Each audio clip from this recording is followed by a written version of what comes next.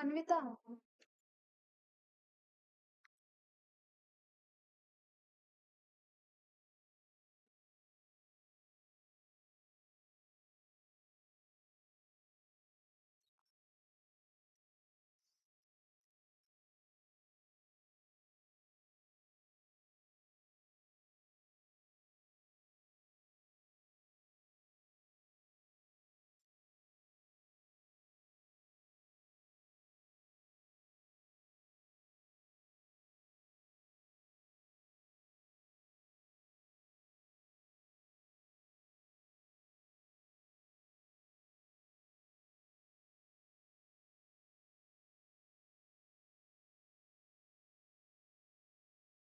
Quantum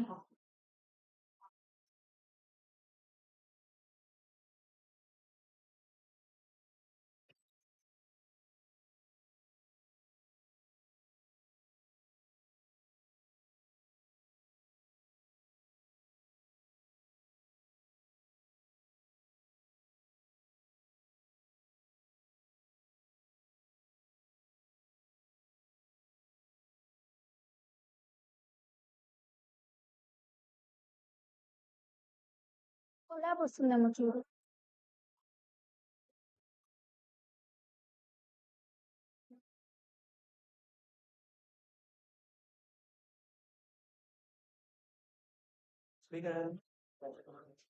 ఇది Gandhi.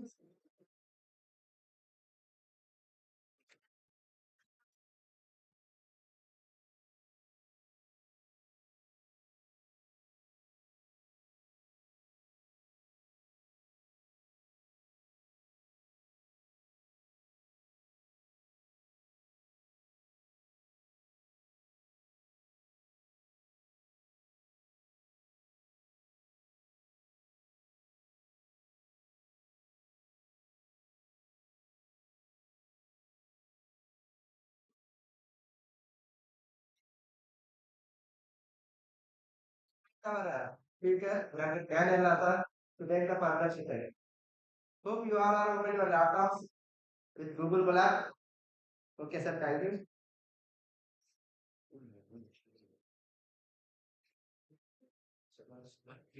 everything's confirmed on that oh right. So, let me just yeah no, just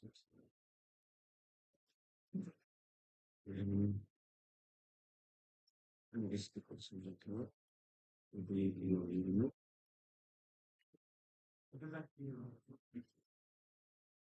just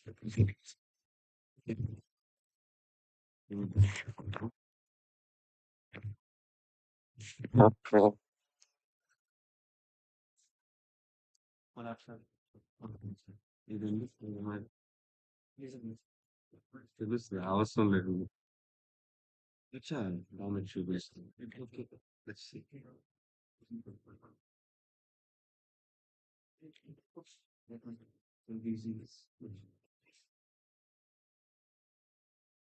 it's okay this oh okay Please. Hello. Hello, is my voice audible to everyone? Yes, right. Okay, cool.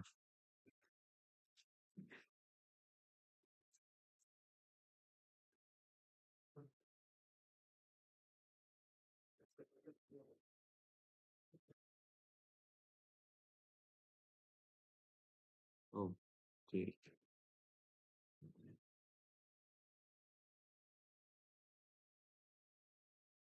Okay. So yes, a very good afternoon to everyone. So yeah, in our previous session, we have seen some of the coding parts on the actual coding of our what can I say that as the quantum things which we have seen. So we have seen the coding part of the yeah.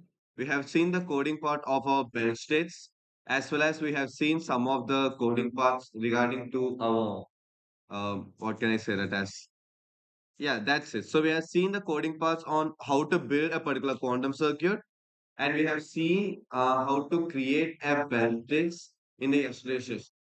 So in today's session, we can focus on how to exactly use these particular circuits in order to build two things which we have already discussed. That is the concept of superdense coding as well as the concept of quantum teleportation. So we can see these two particular things in today's session. And once these two things are done, I think you guys have already went through the Dewey's Josa and Grover's algorithm, right? Yes or no? Yes, right? So we will go on to the next part from that. So that is, I'll be starting with two of the concepts.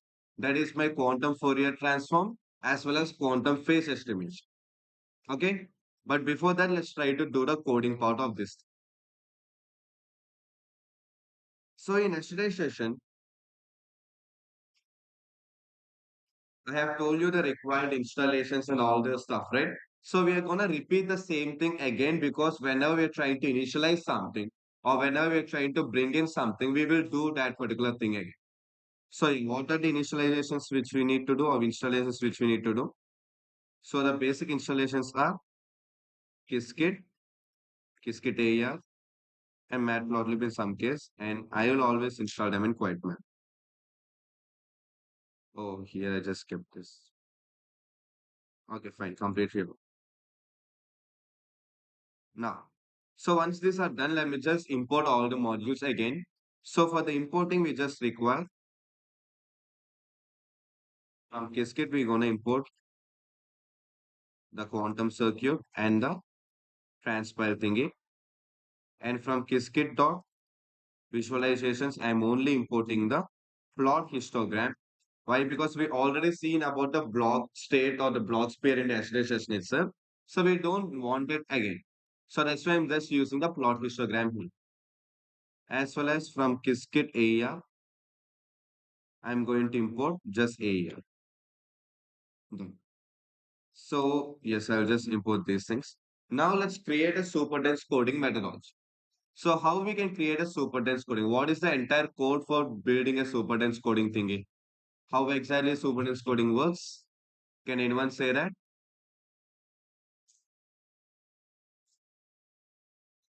How will we create a super dense coding thingy?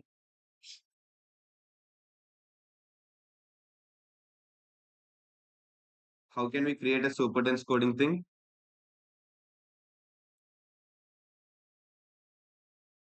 Yes. Like how we can create it. For example, let us consider I have my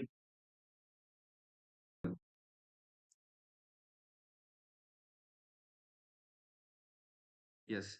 So let us consider I have my Q naught Q. So what is the initial steps of super dense coding? What exactly will happen? I hope you guys have written it, right?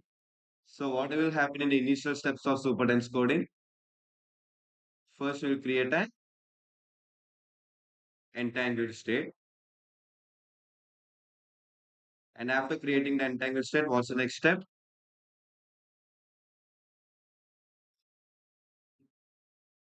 Can anyone say that? To encode the data. So first I'll create an entangled state. And after creating an entangled state, my encoding of data will happen. I will encode the data. And after encoding the data, I'll simply send this encoded qubit to my Bob and my Bob will measure it. And when my Bob measures it, he will get the data which we try to encode. So what is the theory for encoding? If it is 00, it's an identity gate. If it is 01, okay, with respect to Qiskit convention, if it is 01, we'll be using which gate? X gate. If it is 10, Z gate. If it is 11, Y gate. So this is the thing which we will be using. Okay. So for 00, we'll be using identity. For 01, we'll be using X gate. For 10, we'll be using Z gate. And for 11, we'll be using Y gate. Okay. So we'll simply work in this. Now,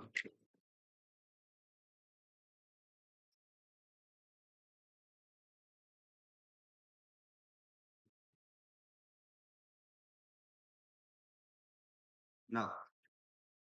So first we can create a quantum circuit which is required for this. So I'll just name it QC. QC equal to quantum circuit. Top. I need 2 bits and 2 classical bits. That's my first goal. I require 2 bits and 2 classical bits. Now, let us consider Else, wait, let's build it in the form of a function. So I'll just name it def of super dense coding. And here I'll be giving message. Done. So therefore, superdense coding, I'll just create it in the form of a, what can I say, a superdense coding thing. I'll just create it in the form of a function. Now, and then I will just try to create an entangled state. That is qc.headmap of 0 and qc.cx of 0 and 1. So this is my entangled state. So I created my entangled state right. Now, based on the message, I'll just use the gates accordingly. So I'll be like, if my message equal to 0, 0. If the message is 0, 0, then what I should be using? Identity gate.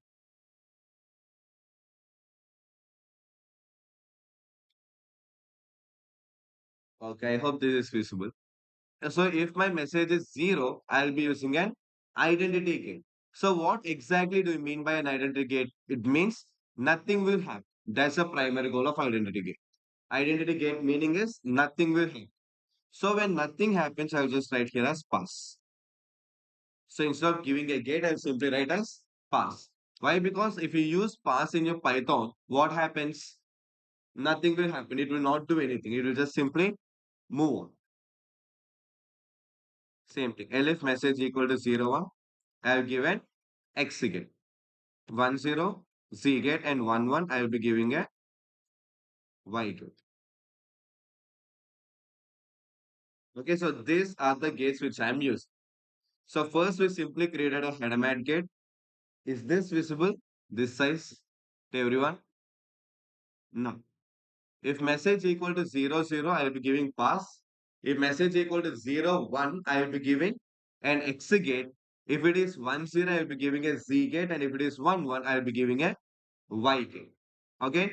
So in that way, I will be adding my gates or I will be providing the gates. Okay. Now, once after the gates are done, my data encoding is done. Right. Once after my data encoding is done, this encoded qubit will be sent to Bob. That's the entire process of supertext coding, right?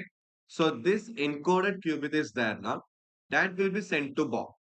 Now my Bob will receive this encoded qubit. What he will do?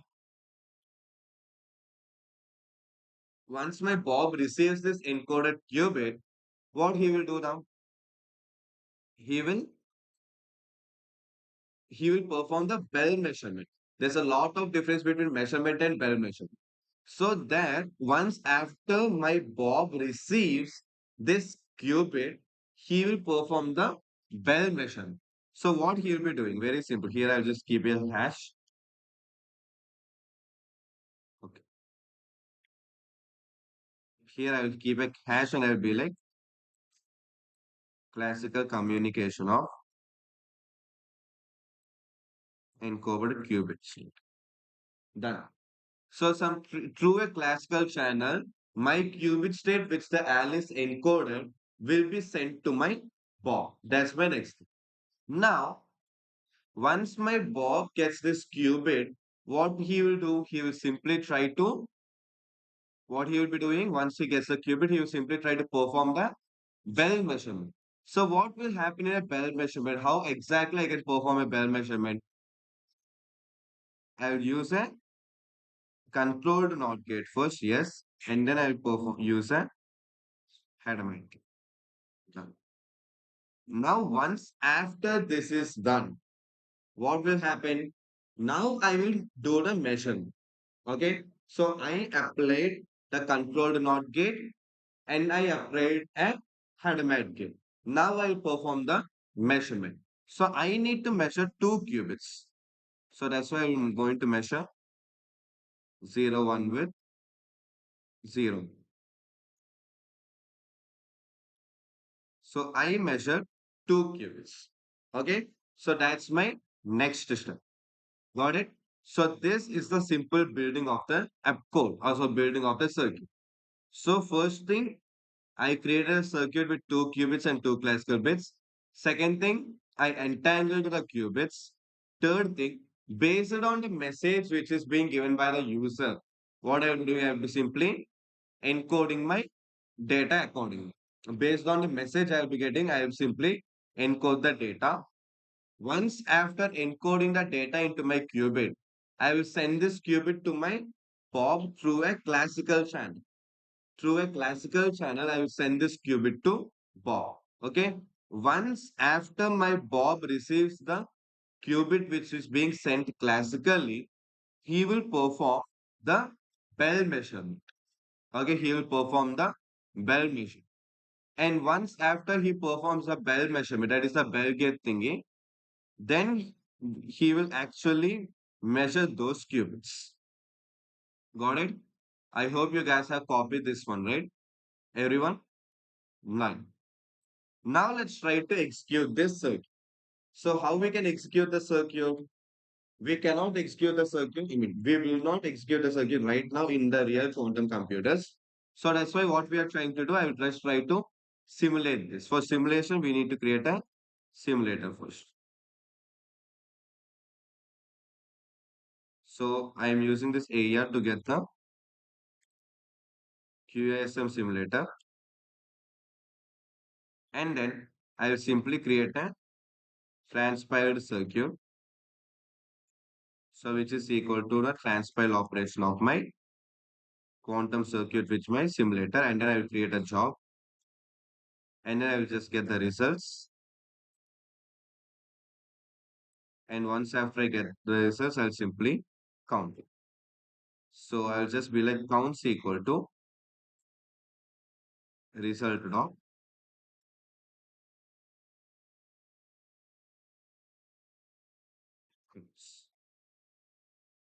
That's it.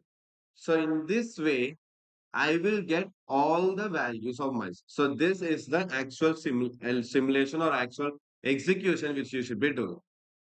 Okay. So this pieces of code will not change. So whatever code you're using, this is the execution which you need to be doing. Got it? Okay. So in this way, I will execute my code. Now what I will be doing at the end here, I will be writing like print counts as counts. And then I will be simply writing here. Here I will be using display because, wait, I will just show you. Here I will also import from ipython dot display import display. Yeah. So why I am using display enter? Why? Because when I simply write plot histogram,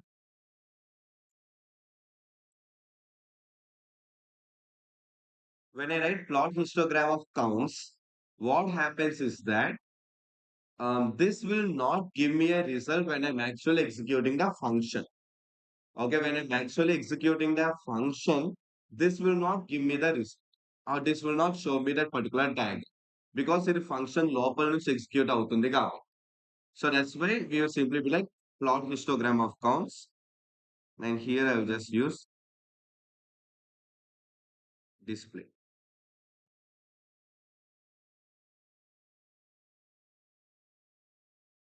That's it. Now I'll simply execute this. So this is my complete supertense coding code. Okay. So I'll simply write here as what I'll simply write here as display the plot histogram of counts. So what is this display? This display is directly taken from ipython.display. Okay, from ipython.display, import the display we used above now. So the same thing which we are taken here. And that keyword or that method or that function is used to actually display a particular graph inside my what can I say? Inside my function. Like, yeah, this display function is directly used to show me the graph from the function or within the function because here I'm trying to print it with respect to my function. So for that reason, we'll be doing. Okay. So that's a simple deal. Now, once this is done, I simply write like superdense coding of one. Let's try. Okay. I think it's yes. So this is here I wrote as counts, that's not counts, that is get counts. Okay, you have get counts method, not the counts method. So just try to count. Now here see. So when I executed a particular function like superdense coding of 1 1, I did a superdense coding of 1 1, right? Now what happened? The output is only 1. So meaning what is happening? Alice wanted to send the two bits of information called as 1 and 1. So she sent this 1 and 1 thingy. And when Bob, this all things are done by Bob, right? From here, else I will write it here also.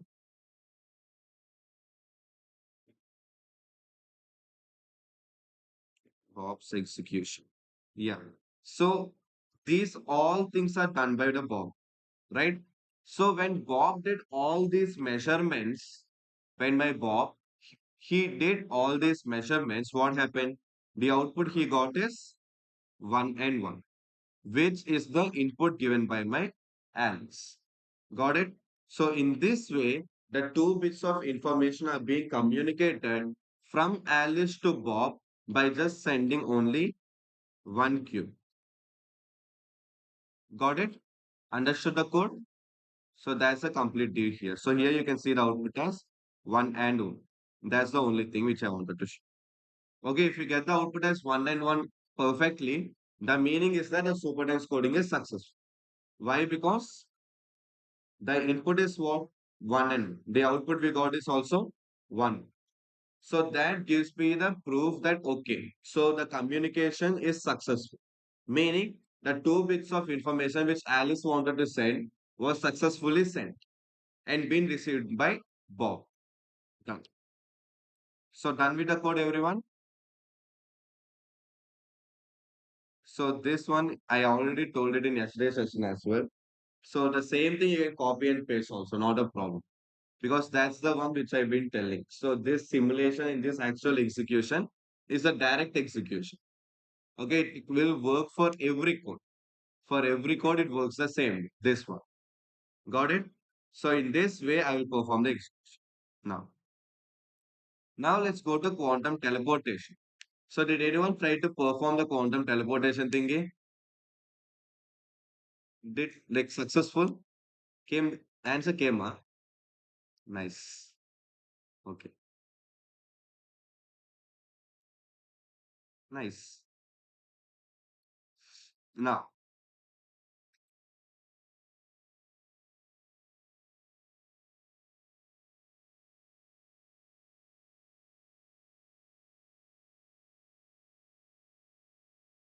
okay. So what exactly will happen in quantum teleportation? Like what is the entire goal? The entire goal is nothing. I'll be having a transition state and my transition qubit, sorry, I'll be having a transition qubit and that transition qubit has a particular transition state. And from that transition state, the or I can say that transition state should be sent to my Bob without the actual communication. That's my primary goal when I'm talking about quantum teleportation. For this, I will create another circuit. So I'll just name it QCT. So QCT equal to quantum circuit of 2 comma 2 with 2 qubits and which okay. So here's 3 comma 2. My small. So with 3 qubits and with 3 classical bits. Okay. So why? Because in order to perform the teleportation, I require transition qubit, Alice qubit, as well as my Bob's qubit. So total I require 3 qubits. And as I want to measure all these 3 qubits, I'll be using 3 classical bits as well. Okay. Now, my first thing is to entangle my Alice qubit and Bob's qubit. That's my first goal. My first goal is to entangle the Alice qubit and Bob's qubit. So I'll just write here.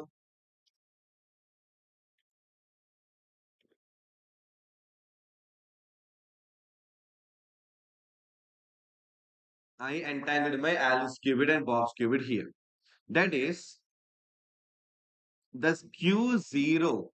The Q0 represents my transition qubit. Okay. The Q0 represents my transition qubit. Okay. It doesn't represent Alice qubit or Bob's qubit. The Q0 represents my transition qubit.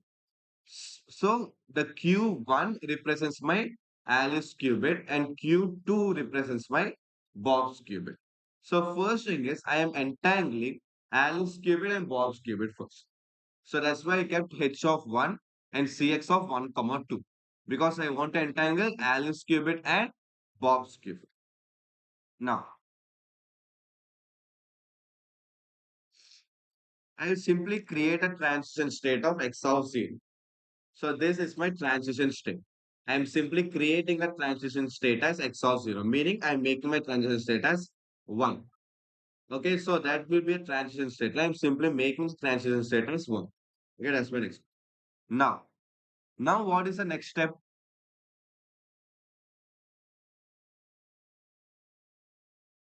Yes.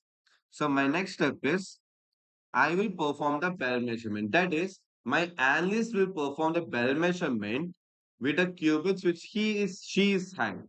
So what are the qubits Alice has right now? Alice has the transition qubit and the his own qubit, her own qubit. Sorry. So that is Alice has Q naught and Q1 with her. Okay. So she should perform the Bell measurement with the qubits which she is having. That is so Cx of 0 and H of 0, comma 1. She will perform the Bell measurement. Okay. So instead of using the measured output, I'll be choosing the second way, which is mostly used in the outside world or real-time applications as well. So what happens in that measured way or the what happens in the real real time? We will not measure the qubits in the middle point, like or I can say in the intermediate part of the complete execution, we will not measure the qubits. Okay, so we will not measure the qubits in the intermediate part of the execution. But instead, what you'll be doing, so yeah, we won't be doing this. Okay, we will not do this operation. Okay, we will choose the second way. That is, directly my POP will have access. So we'll go in that instead of measuring and sending that classical bit and based on the classical bit applying a gate. That is, instead of using the rule-based logic or rule-based algorithm, we can try to use a generalized logic or an agreed logic. So for QCT of X, that is my if my transition qubit is in one state, one of the logical execution can which can be used as CX and CZ operation. So we'll be using that logic only. So now my Bob will measure this thing and this. Got it? So this will be my Bob's measurement or Bob's size execution. That is, this is an agreed logic. Okay, this is my agreed logic. So what is this? This is the entanglement of Alice and Bob's cube. This is the preparation of transition state. So QCT dot X of 0 is the preparation of transition state, meaning I'm preparing my transition state. That is, I'm making my transition state as 1, meaning the actual code or the actual state which I want to send or which I want to teleport. That is my QCT of X of 0. Now, because 0 is my transition qubit. So that state of the qubit which I actually want to send to Q2 or which my actually want to reflect in my Q2 is Q0.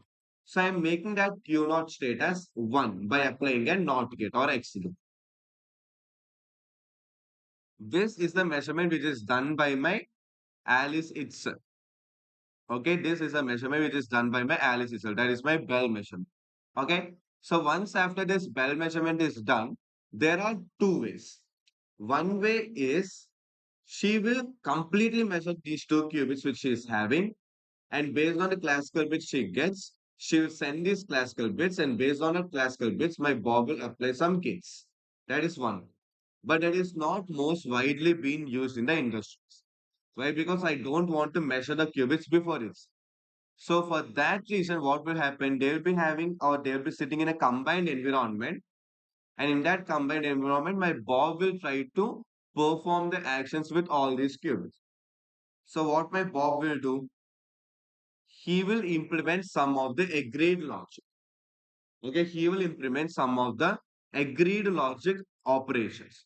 So the agreed logic operations are CX and CZ gate operation. Okay, so CX gate operation is 0, comma 1 thing. Yes, CZ gate operation is 0, comma 2. Oh, sorry, it's not 0, comma 1, it's 1, comma 2. Yes. Okay, that is the C naught gate between my first qubit and second qubit, and CZ gate between my zeroth qubit and second qubit. Okay, that is the circuit diagram, right? So that's what we have defined. So this is the thing.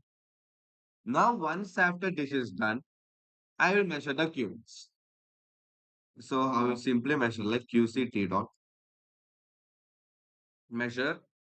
I am simply perform the measurement as 0, 1, 2, and 0, 1.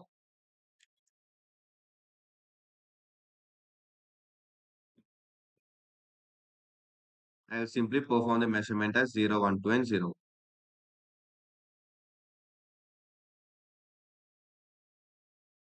Okay. So this is a measurement which I am planning to do.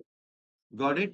So meaning zeros measurement will go to zeros C bit and 1 to 1 and 2 to 2. So this is a measurement which I am planning to do. QC dot measure of 0, 1 and now after this I should be executing. So for that I will be just saying the same.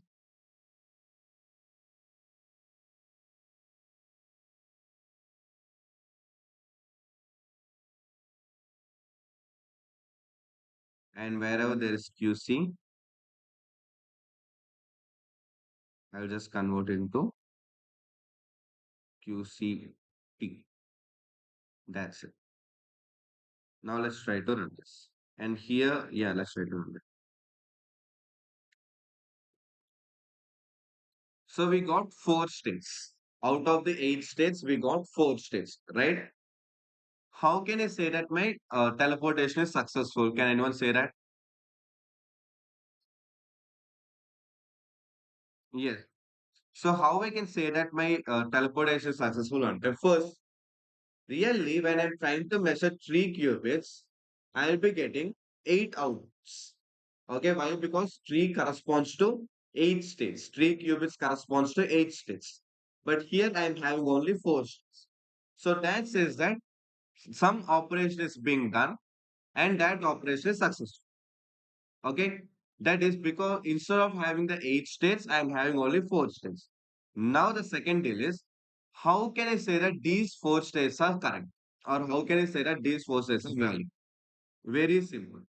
What is my initial Q naught state? One. So what is the second? Okay, one more thing. If there is a thing which you are observing, it is not 0, 1, and 2, but instead it is this guy is 0. This is Q naught value, this is Q1 value, and this is Q2 value. Okay, please keep that thing in mind. This is Q naught value. Okay, this is Q naught value, and this is Q1 value, and this is Q2 value. Okay, now what is the initial state of Q naught? What is the initial state of Q naught in our entire circuit? And the initial state and what is the transition state? One is my transition state, right? What do I exactly require by the end of the game? My Q2 should be 1. That's my primary goal. I don't care about my Q naught. I don't care about my Q1 also. But my Q2 should be equal to 1. That's my entire thing. So here if you see, you got only 4 outputs or you got only 4 states out of which, out of all my Q2 value is 1. Yes or no? Sorry guys, getting the point. So totally there are 8 possible states. From those 8 possible states, You only got four states as the output. Out of these four states, what are the four states which you got as the output? The states in which my Q2 value is 1. That is the states in which my Q2 value is equal to the initial Q0 value. Yes or no? So this entire deal is my quantum teleportation. Understood the logic, everyone? Yes or no? అర్థమైందా అందరికి? Code is done, everyone? Okay. So just try to see till here itself. That's more than enough. So why? Because the remaining part is the same thing. So this is the same thing for all the codes. That is my simulator, transparent circuit, jobs, and everything are the same thing for all the codes. Only we just need up to QCT dot measure. Dot measure దాకా మీకు different అవుతుంది అన్నమాట. And every quantum circuit is different till dot measure. So from there you'll be having the actual thing repeating. That is my simulator equal to, and all the things are the same thing. Up to that dot measure thing, we will be having the difference. Okay? Now, understood the teleportation thingy? Understood this concept, everyone? Done? Now. Now let's go back to theory sessions. What do you mean by oracle? Can anyone say that? First, let's start with that concept. What do you mean by oracle? Don't say it's a company name. No. What is this oracle with respect to quantum circuit?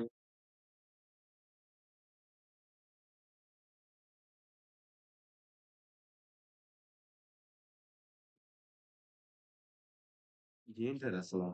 So you have seen this particular thing even when you're dealing with the Dish algorithm as well as Grover's algorithm, right? It's like a okay, oracle equal to black box. Completely all right, very nice. But black box is a property. It is not defining me what exactly is oracle. Yes, correct. So that is you have an X and then we'll be having a particular function and we'll be having a particular output operation. Some output operation will happen because of this particular function. Okay. So this function is my oracle. This particular function which I'm talking about is my oracle. So what exactly is this oracle? Very simply to put, for example,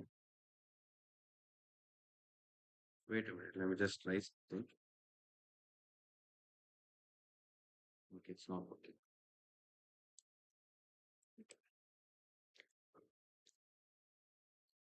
Now, so what's the simple deal about this oracle? Very simple.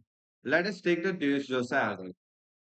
So what exactly is happening in Dish algorithm? Can anyone say that? Let me see your understanding. Done with Dish right? అయింది కదా Dish Growers కూడా అయిపోయింది కదా. Just wait. Tell me what will happen in Dish algorithm? Simply to put, I don't want the exact equations or something. For example, I'll be having a function. So all I need to take care is whether this function is constant or balanced. So that's my entire thing. How I am doing it with respect to quantum.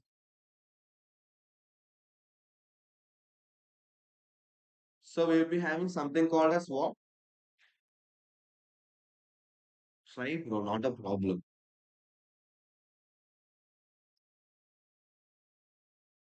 So yes, correct. Yeah, we will be performing some phase inverse operation, simply to.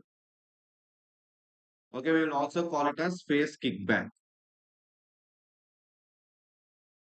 We will perform the phase kickback operation or phase inverse operation. When I'm talking about this just that is simply to put, I will simply count the number of zeros and number of ones. That's the main thing. If my x is zero, the output is zero. Pixel light. I'm not doing anything. If it is one, I need to count how many ones are there, simply to put, because If I want to find balanced or constant, what I can do? I can simply count either 0 or 1, right? రెండు count చేయాల్సిన అవసరం లేదు నాకు.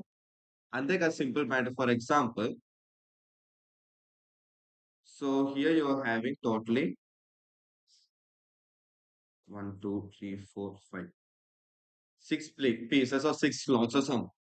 You want to make sure so the total number of inputs are only 0 or 1. Okay. So your task is to find whether you're having equal number of zeros and ones or they are not equal. That's a simple case of use. Okay. So for that reason, you know the number of slots. You know that there are 6 slots. Okay. Is it required for you to both count the number of zeros and number of ones? Why? Because ఒకవేళ ఇలా ఉంది అనుకుందాం. Okay. I'll just count number of zeros. How many zeros I'm having? 2.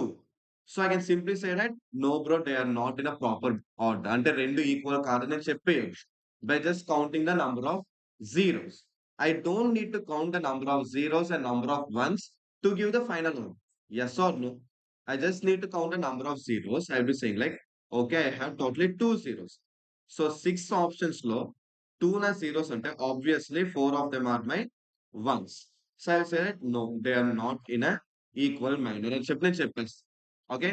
There's the same logic I'll be using here as. So if it is 0, it is straightforward 0. I'm not doing anything. But if it is 1, I'll simply do some of the minus f of x of 1. That's a simple deal what I'm trying to do here. Okay. So while 0 on 10, no change. If it is 1, face inverse. Okay. And who will do this face inverse operation? Who is responsible for doing this face inverse operation? The which gate? Yeah, the Z gate or the Z gate will the one who does the operation. అది మనకి తెలుసు కాబట్టి మన Z gate అని అంత confident గా చెప్తుంది. Right? So in some cases it can be this gate as well. So in some cases you can use this as well. Or in some cases you can use only Z as well. So that depends. Okay. So this is one approach and this is another approach. And for growers we'll maximum use this approach. Okay. So that depends. That depends. అందుకే ఒక proper logic అంటూ ఉండదు అక్కడ. But we know that there is something which is responsible to create or to convert the input to a particular output. Okay. So that guy who is responsible for converting the input to output is known as my oracle. Simply do. Okay. So what is this oracle? Very simply to put, oracle is a function logic. Or I can say oracle is an operation logic which I will be using to to convert the input to a particular format based on the input ని బట్టి అది మారుస్తారు అన్నమాట. ఈ oracle function అనేది based on the input it will change the value so as to get a proper output. So that's the entire concept of my oracle. Simply do.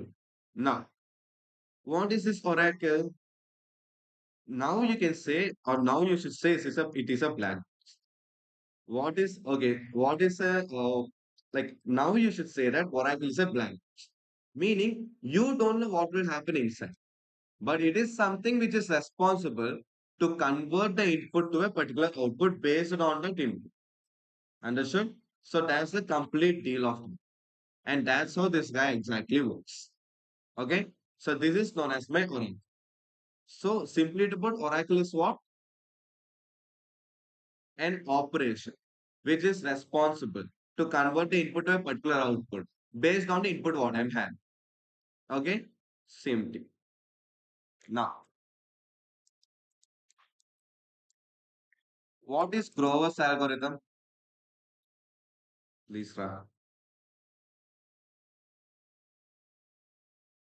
Not the circuit diagram, not the internal logics, not anything. Just tell me what is Grover.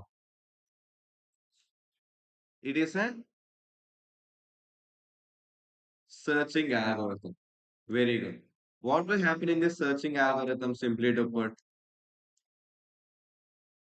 Simply to put, we will try to see a particular state out of an unordered descent. That's my first important point which I should be using. The first important point which I should be using is unordered descent. Okay, I will be having an unordered descent. From that unordered descent, I should be selecting one guy, or I should be searching one guy. That's my entire goal. Okay. Now, from this unordered descent, we will be having a lot of x values coming into play. So from this unordered set, we have a lot of x values. From all these x values, you need to take, or here I will write like, from all these x values, you need to take a single x value which is given as an output. Okay, from all these x values, I should be taking a single x value which gives me a proper output or a particular output. Okay. So what should be that single X value? How I can search that single X value and how I can take that single X value in a quicker manner. So that's my entire goal here. Okay. And for that reason, we'll be using this Grover's algorithm. So how exactly can we achieve this Grover's algorithm? Very simply to put, in Deus Joseph, we have phase kickback or phase inverse operation. Here we'll be having kickback operation, simply to in DJ, it is in Deus Joseph, we'll be having phase inverse operation. Here I will be having phase kick. What this guy will do, and simply to put, I'll just try to explain that in a graphical manner. So I'm not going to explain the complete algorithm or something. So this was okay. I'll just try to do that. But instead, I'll just show you how it exactly works. First thing.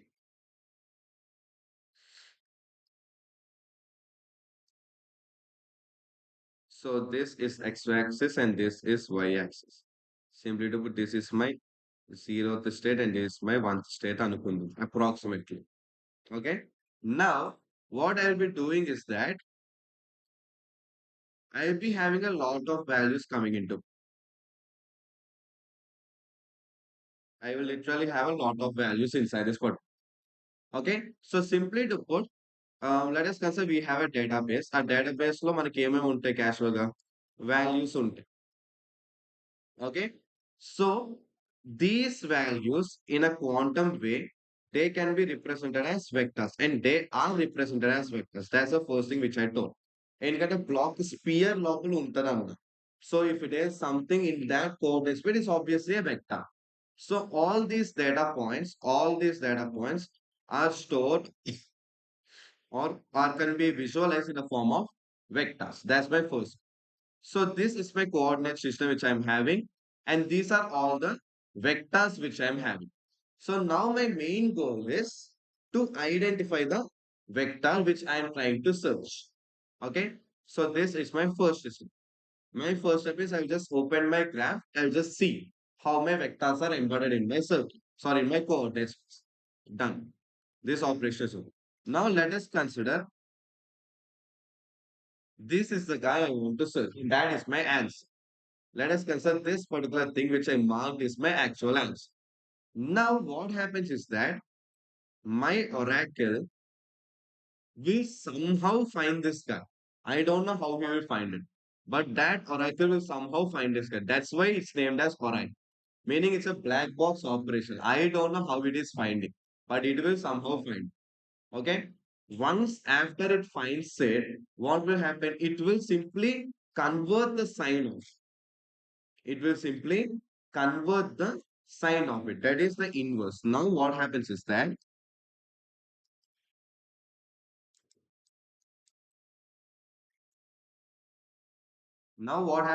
simply to put, so that's why I told it I will represent in a graphical manner so that it will be easy to understand. So all the guys will be same only.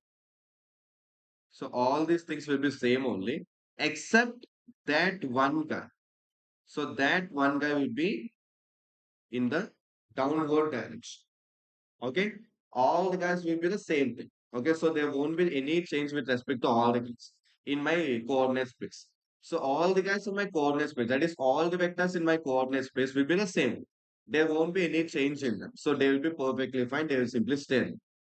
But this guy, who is my market state, will go down.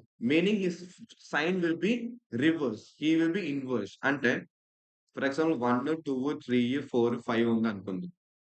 4 నాకు కావాల్సింది అనుకుందాం. ఏమవుతుందంటే 1, 2, 3 -4 5.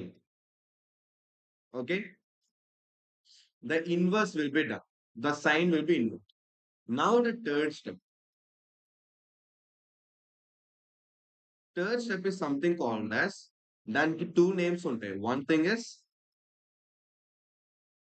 rounding off to the mean అని అనొచ్చు.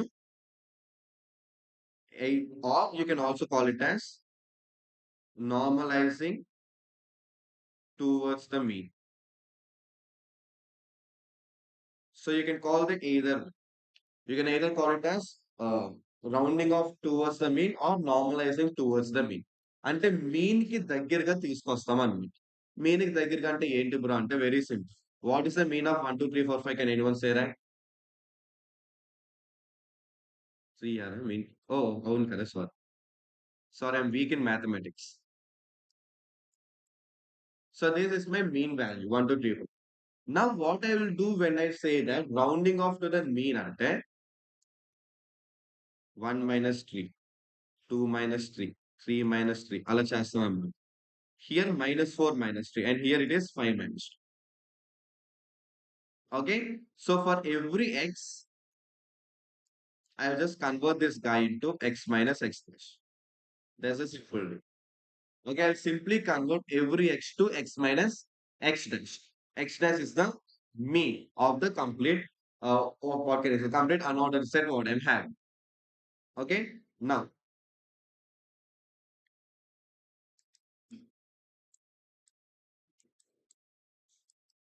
Now what will be the values here? It will be -2, -1, 0, -7, 2. Okay, this will be my values, right? So how my graph looks like right now? So once after I normalize it all the terms with respect to mean, my graph ఎలా ఉంటది? -2, -1, 0, -7, 2. ఇలా ఉంటదా నా graph ఇప్పుడు? Where this is my target state. Yes or no? Where this is my target state. అర్థమైందా point?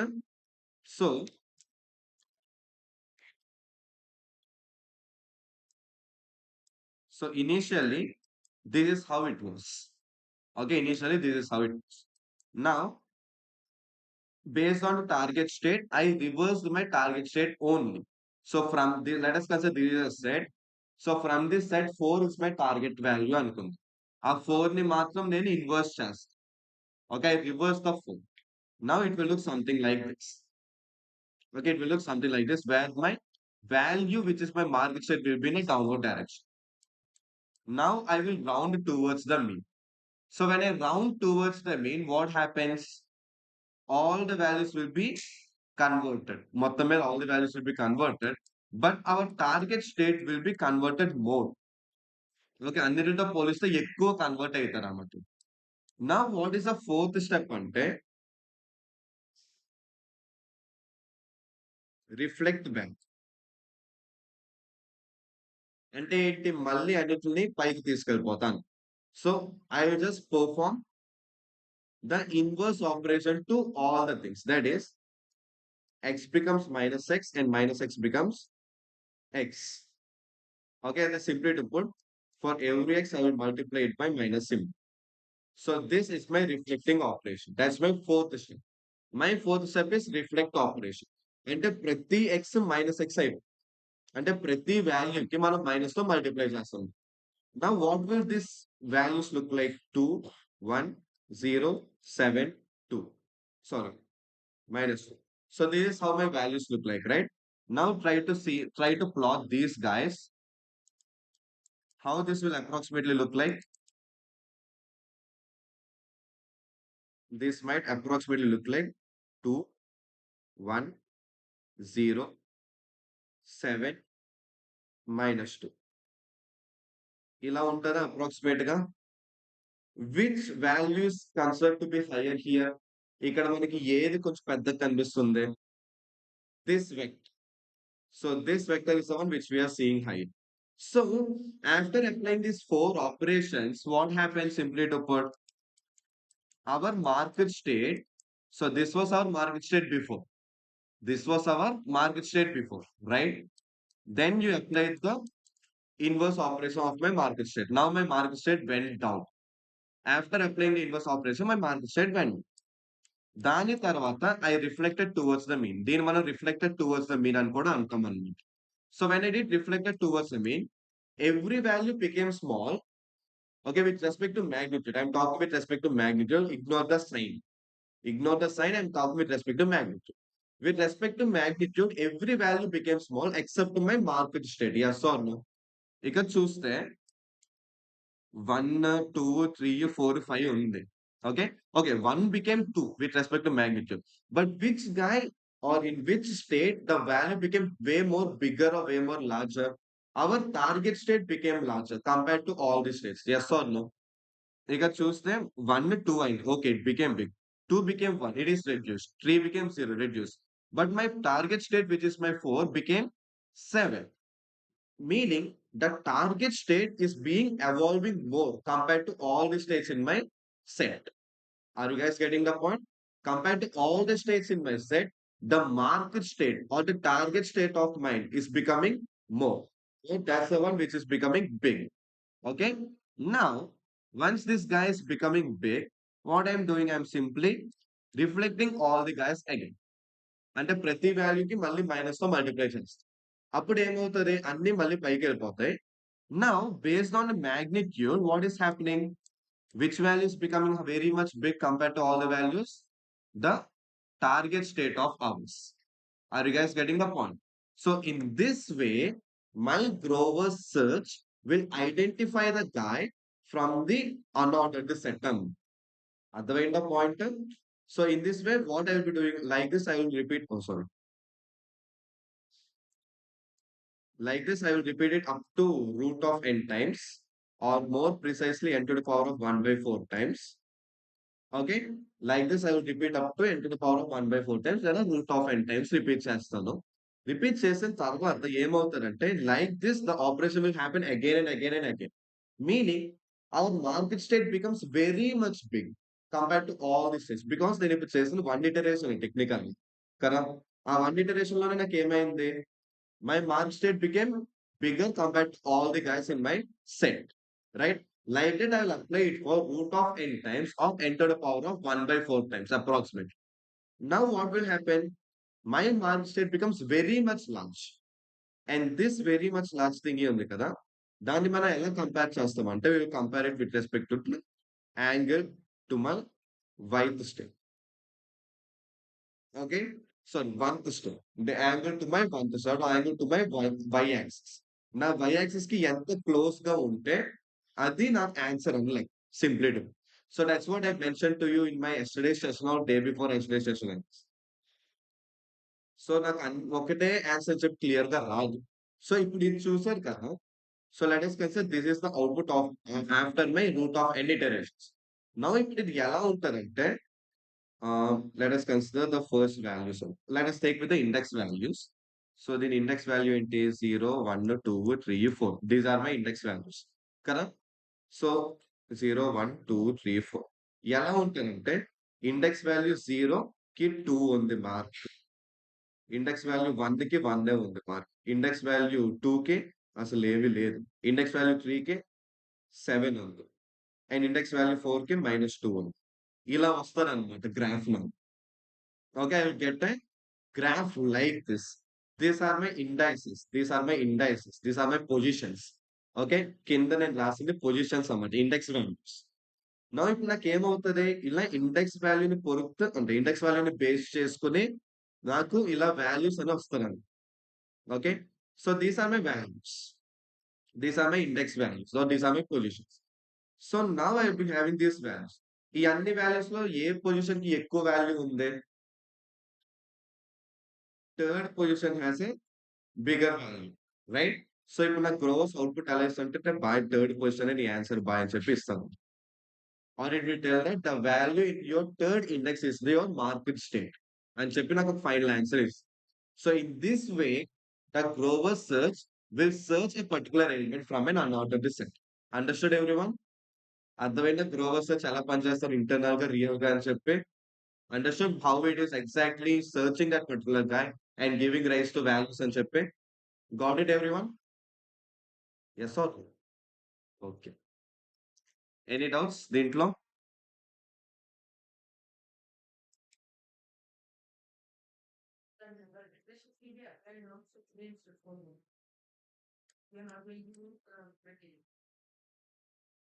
No, no, no. This guy, no, no. All these steps are iterations only.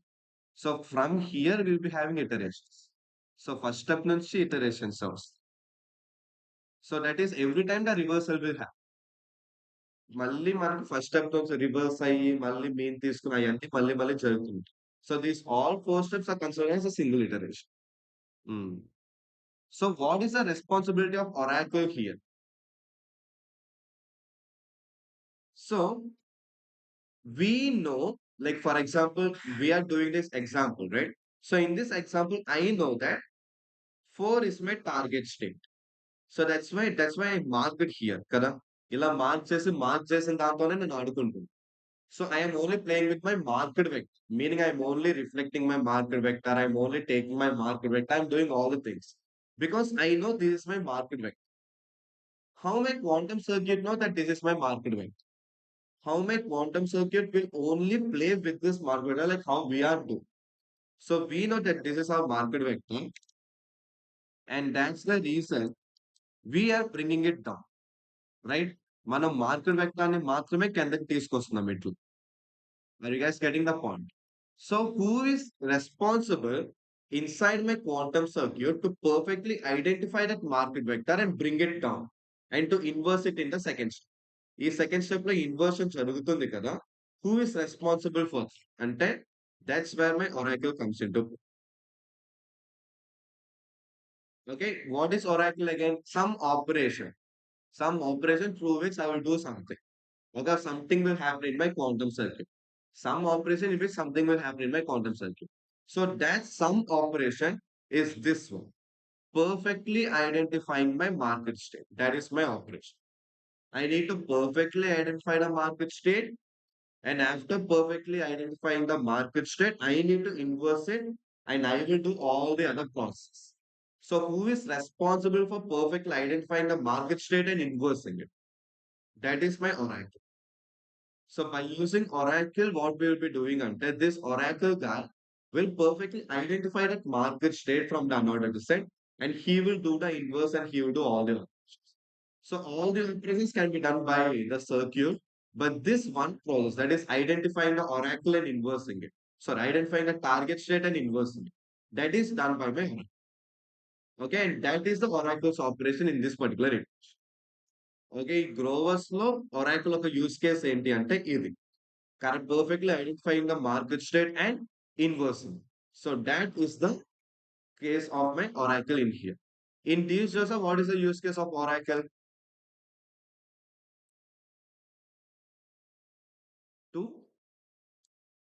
To give the x value a proper minus based on the value of.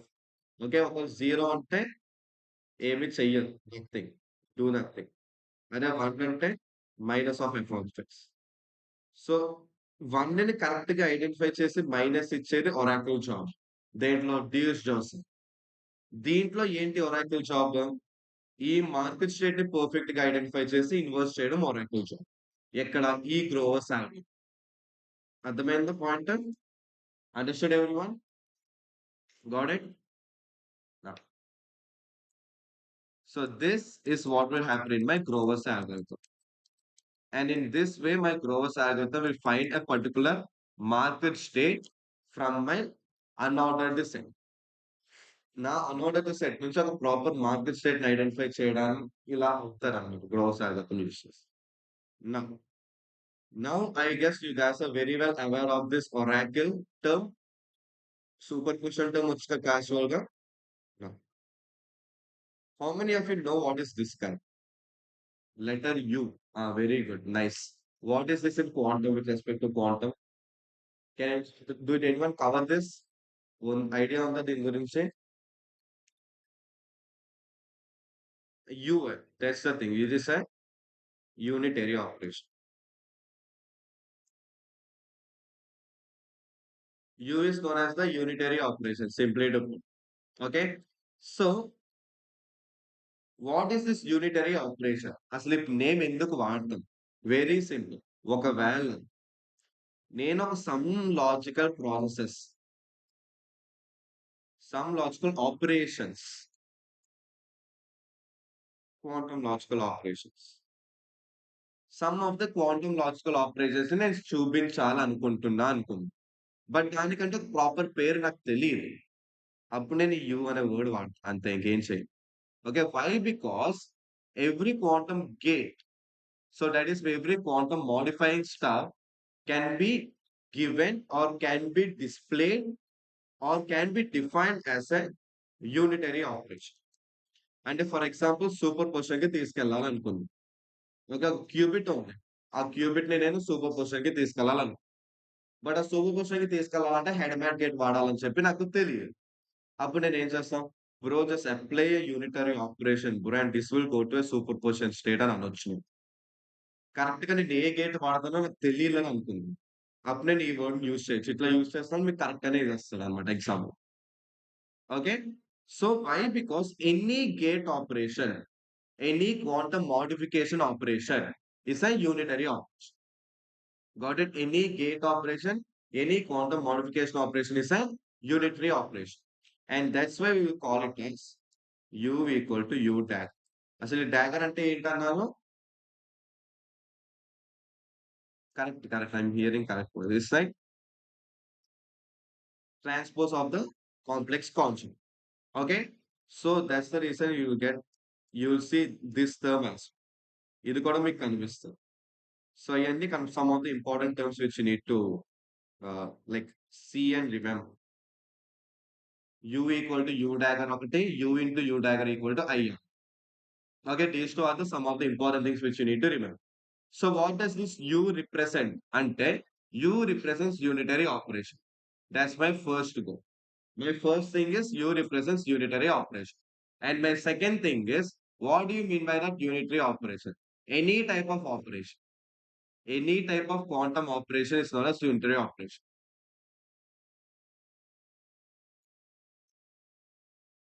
Here, okay. Achha, yeah, correct. My bad. Thank you. Okay. So that's a simple deal which you need to identify here. So U dagger equal to U inverse. So U into U. Yeah, correct. Correct. Good. So these are the some of the terms which you need to identify and which you need to remember whenever you're using the unitary operation. Okay. So what exactly is this U? Any type of quantum logical operation which you are going to use in your circuit. Like, bro, this is my quantum thing. I want to do this particular measurement. It is U. Okay. Now we will be using these logics a lot, actually. Now let's go search about or learn about something called as Fourier transform. How many of you know this thing? How many of you love Max? They will know this thing for sure. Euler series, Fourier series, Taylor series. వచ్చింది కదా mathematics లో. Yeah right, మర్చిపోయారా? It's okay, నేను మర్చిపోయాను actual అండి. Okay నా. So simply to put, what is Fourier transform? I don't want to go into deep mathematics and bore you. ఎందుకంటే deep mathematics రాసిన కూడా అసలు ఎందుకు వాడుతున్నాం చెప్పి ఎవరికి అర్థం కాదు real. So that's the reason I will directly explain it what exactly is Fourier transform. Simply do. If you know Fourier transform, inverse Fourier transform is also the same thing but in an inverse manner. That's it. So what happens is this, Ante. First of all, what do you mean by transform? Converting or changing. So this is a transform operation, obviously. Okay, converting from one thing to another thing. So what exactly do you mean by Fourier transform? Until Simply to put, transforming the domain of the values. That's my Fourier transform. Okay, transforming the domain of the values. So what exactly do you mean by the domain of the value? Domain ante under one any one of the coordinate in the what can I say in the system in which I am representing some. That is very simply to put. For example, like how many of you are very good with not good with how many of you did data analytics like normal గా power BI గానీ లేదా normal గా like EDA with Python గానీ అలాంటివి ఉంటాయి చూసారా so in that will be having some steps actual so తెలియని వాళ్ళు కూడా ఈజీగా పిక్చర్ అవుతారు యాక్చువల్లీ ఎలాగ అవుతారంటే any subject normally let's take a graph okay let's take a graph and let's consider you're trying to plot velocity and displacement. Okay, let us consider you're trying to plot velocity and displacement. Okay, so this is one of the graph which I am having. So let us consider a random graph which might go something like, let's consider a random graph like this. Okay, now simply to put, we'll be observing this Fourier transform everywhere. అంటే మనం direct గా formula use చేస్తే ఈజీగా transform అయిపోద్ది. మనం ఆ formula use చేయకుండా వేరే వేరే మెథడ్స్ తో ట్రాన్స్ఫార్మ్ చేసుకుంటాం అన్నమాట. So simply to put what exactly will happen in this Fourier transform. What is the primary concept of this Fourier transform అంటే here I'm having velocity to my displacement, right? So this is some of my data. So this is the data what I'm having. So let us consider by a bike. This is my bike's data. Now, if the same data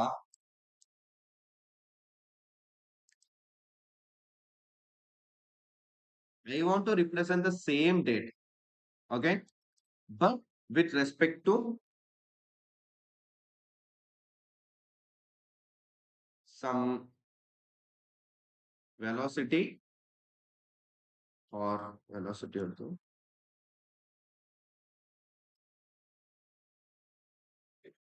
distance into acceleration.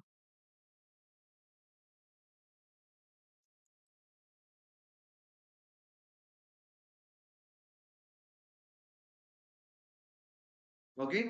So let us consider I want to represent the same data, but with respect to distance, displacement or distance into acceleration. So అదే డేటాను నేను distance acceleration కి measure చేయాలనుకున్నాను అనుకో so this will look something like what approximately I can take like obviously ఇది కూడా పెరుగుతూ ఉంటుంది so approximately this will go something like this okay so where it మరీ అంత స్టీప్ ఉండదు కానీ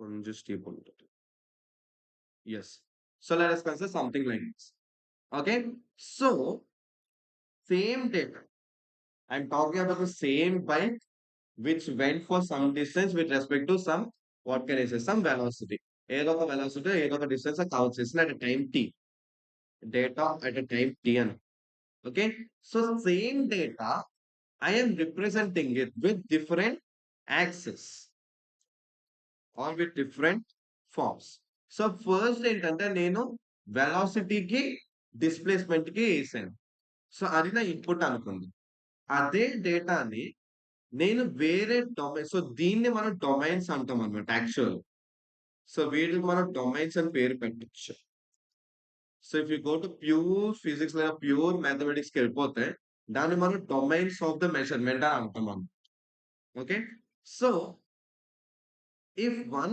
angle or one thing I am explaining it with respect to one question, now what I will be doing under simply to put, if I am changing that any one domain to another one. My entire data will change, obviously. ఎందుకంటే ఇక్కడ నాకున్న data ఈ data ఒకటేనా? Like data ఒకటే కరెక్టే. But our values which I'm using, are the values which I'm using are same? No. Obviously it's a no, right? These values are different and these values are different. But the data is the same. Like ఆ data నాకు ఎక్కడి నుంచి వచ్చింది? మావాడెవడో బైక్‌లో ఎళ్ళాడు. So, ఆ data so, ఆ data సేమే. But the way in which I am displaying the data or the way in which I am representing the data is different. So, in the first case, that is my velocity and distance case, my data is different. Or I can say that my values of my data are different to plot, which I'm using to plot. But in my second case, what is happening? My data is the same, but the values which I'm using to plot are different. So you can have values in a different IE. So who is responsible for converting these data values to these data values? అంటే ఇక్కడ మనం వాడేదే Fourier. Here we can use the Fourier. Understood the point? So for these cases, you will be using something called as a Fourier transform. Okay, so to convert the data from one place to another place, so one form to another, ఒక representation నుంచి ఇంకో representation కి మార్చాలి. అలాగే మరీ capital J to small జే కాదు. But ఏంటి domain change అవ్వాలి, నా డేటా సేమే ఉంది. అప్పుడు వాల్యూ నాకు ఎలా రిఫ్లెక్ట్ అవుతుంది అని చూపించేది ఫోరియర్ ట్రాన్స్ఫార్మ్. అర్థమైందా అందరికి? So did you guys understand what you mean with Fourier transform? Now,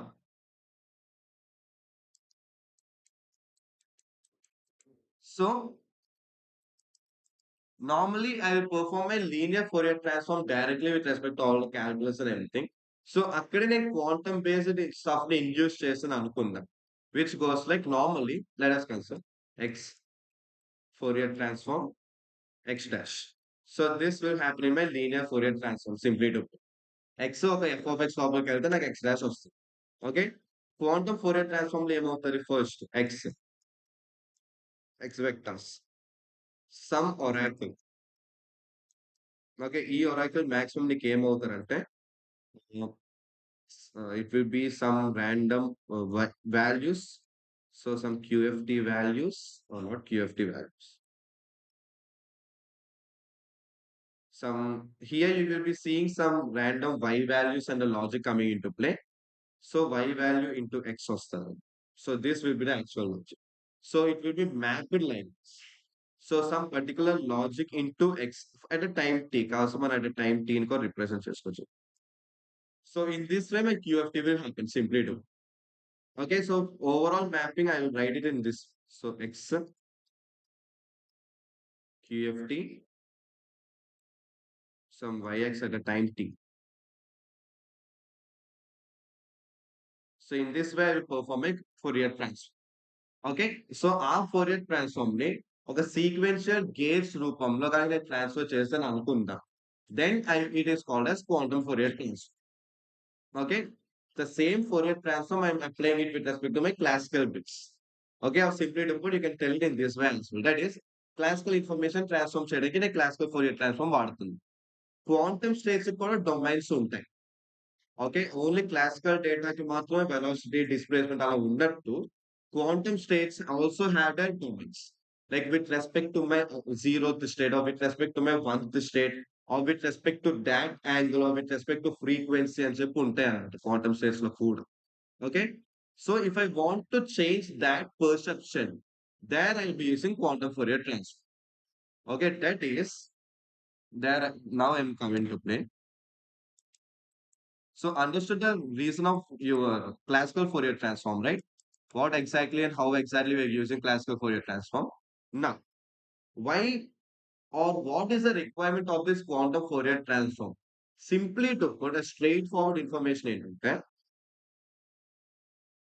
Quantum data is there now. Quantum data can be represented in the form of angles, frequency. So, ఈ frequency నుంచే మనకు probabilities వస్తాయి.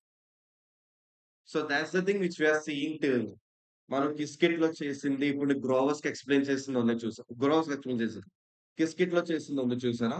So, 0, 5 అని 3 times వచ్చింది. 1, 5 not 1 511 times వచ్చింది. So, అలా వచ్చింది చూసారా? That is frequency based information. Okay. మనకది యాంగిల్స్ బేస్డ్ ఇన్ఫర్మేషన్‌లో ఉంటది. ఫ్రీక్వెన్సీ బేస్డ్ ఇన్ఫర్మేషన్‌లో ఉంటది. యాంప్లిట్యూడ్ బేస్డ్ ఇన్ఫర్మేషన్‌లో కూడా ఉంటదండి. ఓకే. ఈ యాంప్లిట్యూడ్ బేస్డ్ ఇన్ఫర్మేషన్ ఇప్పుడు మనం గ్రోవర్స్‌లో చూసాం. గ్రోవర్‌లో చూసిందేంటి? Amplitude based information. 2కి ఇంత, 0 ఇండెక్స్‌కి 2 అనేసి, ఫస్ట్ ఇండెక్స్‌కి 1 అనేసి, థర్డ్ ఇండెక్స్‌కి 7 అనేసి చూసారా? ఆ మాగ్నిట్యూడ్ ఉంది చూసారా? Thought magnitude comes under my amplitude. Okay. Thought magnitude comes under the amplitude star. Got it? So, నాకు క్వాంటమ్ డేటా ఎప్పుడు ఎలా అవుతదంటే, ఎక్కువ యాంగిల్స్‌లో కనిపిస్తాయి. అప్పుడప్పుడు like if I am talking about the internal data. అంటే నేను ఒక క్వాంటమ్ సర్క్యూట్ ఏసాను. మధ్యలో ఇన్ఫర్మేషన్ ఉంది. ఆ మధ్యలో ఇన్ఫర్మేషన్ నాకెప్పుడు యాంగిల్స్ రూపంలో ఉంటదనమాట. Okay. Like for example let us take a complete quantum circuit. ఆ కంప్లీట్ క్వాంటమ్ సర్క్యూట్‌లో ఏదో ఒక మధ్యలో ఆపేసాను. మధ్యలో మీకు 2 గేట్స్ వచ్చినాయి. అక్కడ ఆపేసి బ్రో ఇప్పుడు నాకు క్వాంటమ్ డేటా ఎట్లుందో చూపి అంటే, అది మీకు ఫ్రీక్వెన్సీలోనో, యాంప్లిట్యూడ్‌లోనో ఉండదు. యాంగిల్స్ రూపంలో ఉంటదనమాట ఆ డేటా. ఓకే. ఆ యాంగిల్స్ రూపంలో ఉన్న డేటాని నేను ఫ్రీక్వెన్సీ డేటాలో చూపించాలి. లేదంటే ఆ యాంగిల్స్ రూపంలో ఉన్న డేటాతో నేను బైనరీ డేటాని బయటికి లాగాలి. So, if I am having these type of operations, then I will be using quantum Fourier transform. So, ఈ క్యూఎఫ్‌టి అనే పేరు ఎప్పుడైనా చూసారా? దాని మీనింగ్ ఏంటి? Quantum Fourier transform. That is known as QFT. Understood the point everyone? So, what do you mean by Fourier transform? Simply to put, changing the domain of the data. Okay. ఎక్స్‌కి వెలాసిటీని నేను X acceleration మార్చాలి. Velocity బదులు acceleration పెట్టాలి. It is a Fourier transform operation. Now for the same thing, if I want to do it in a quantum way as well. ఎందుకంటే quantum data can be encoded in these all formats as I mentioned. Angles format లో ఉంటది. లేదా నా frequency format లో ఉంటది. లేదా నా amplitude format లో కూడా ఉంటది. ఈ ఫార్మాట్ నుంచి నేను వేరే ఫార్మాట్‌కి మార్చాలి. లైక్ నా క్వాంటమ్ డేటా యాంగిల్స్ రూపంలో, నాకు యాంప్లిట్యూడ్ రూపంలో కావాలని క్వాంటమ్ ఫోరియర్ ట్రాన్స్‌ఫార్మ్ యూజ్ చేస్తా. Okay. Because I can't use classical Fourier transform in here. Because my classical Fourier transform works only for my classical data. Classical data నా దగ్గర ఉంది. Okay. I will use classical Fourier transform not a problem. But quantum డేటాలో నేను domain మార్చాలి. In those cases I will be using this quantum Fourier transform. Understood when I will use quantum Fourier transform? అర్థమైందా అందరికి? No. QFT చెయ్యాలంటే నాకొక output తెలిసుండాలి పక్కాగా. Yes or no? That is let's go back to class. నా దగ్గర ఇప్పుడు initial data ఏంటి? Velocity and displacement graph. నాకు తెలుసు. నాకేం తెలుసంటే నాకు వెలాసిటీ, యాక్సిలరేషన్ కావాలి. లేదు డిస్ప్లేస్‌మెంట్, యాక్సిలరేషన్ కావాలని చెప్పి నాకొక ఔట్‌పుట్ తెలుసు. నాకొక ఔట్‌పుట్ ఫార్మ్ తెలుసు. Then I will apply my, what can I say, Fourier transform. Not a problem. Then I will simply apply my Fourier transform, saying that, okay, bro, ఇది నా input కాబట్టి నాకు ఆ పర్టిక్యులర్ ఔట్‌పుట్ కావాలని చెప్పి. But when you're talking about quantum states, what happens అంటే, in some cases, you don't know what is the output which you require. You don't know what is the output which you require, but you know the final state. So, అంటే మీకేంటి మీకు డైరెక్ట్‌గా frequency వచ్చేస్తది. మనం చూసాం కదా! కిస్కెట్‌లో మనం execute చేసినయన్ని ఎట్లా ఉంది? We directly got the frequency out. What are the angles which are contributing to this frequency? లేదా అసలు ఇంటర్నల్‌గా ఉన్నప్పుడు లేదా సర్క్యూట్ మధ్యలో ఉన్నప్పుడు నా క్వాంటమ్ డేటా ఎలా ఉంది? Okay. So, what are the angles which are contributing to that అని నాకు తెలియాలి. Okay. At that time I will be using something called as a inverse quantum Fourier transform. I will also call it as QFT-1. Okay. Understood the concept? So that is my inverse quantum Fourier transform. Okay. So when I will use this inverse quantum Fourier transform, I have a particular output. నా దగ్గర output వచ్చింది. Frequency నాకు వచ్చేసింది. But what are the angles contributing to that? Or what are the amplitudes contributing to that? I don't know the what are the angles or what are the amplitudes contributing to that. Right? So in that case, I'll be using this inverse quantum Fourier transform. Okay, by using this inverse quantum Fourier transform, what I can do? Okay, I have my amplitudes. So from that amplitudes, I need to get this one. And చెప్పి నాకు తెలిసిపోద్ది. Okay. So what are the initial states which are giving me this frequency? అని నాకు తెలియాలంటే QFT minus వాడతాను. Did you guys get the point? Okay. So yes, let's have a break for some time. Then we can continue again. Okay.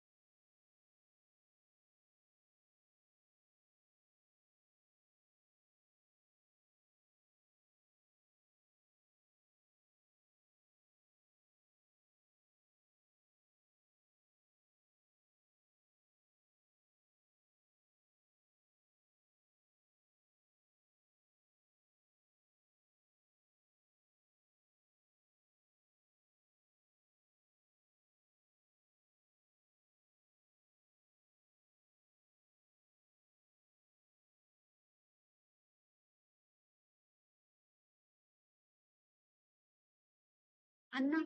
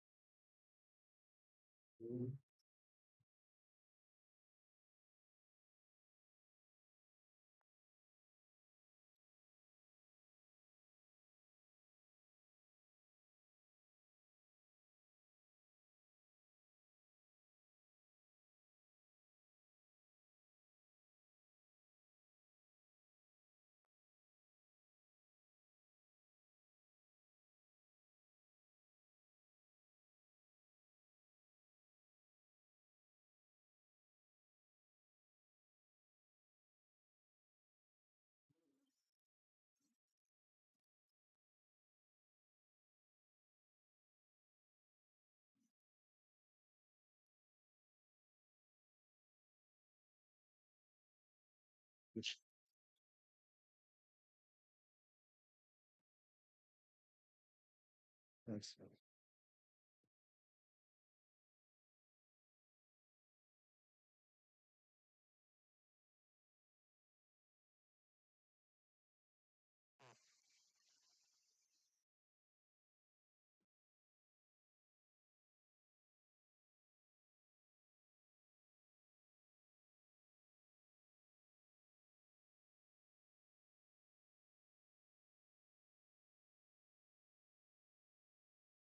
Hello, hello,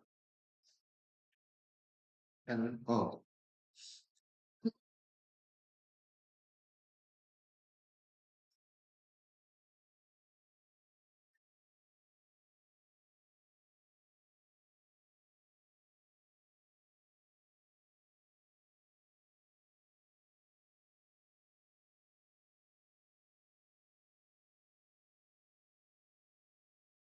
okay.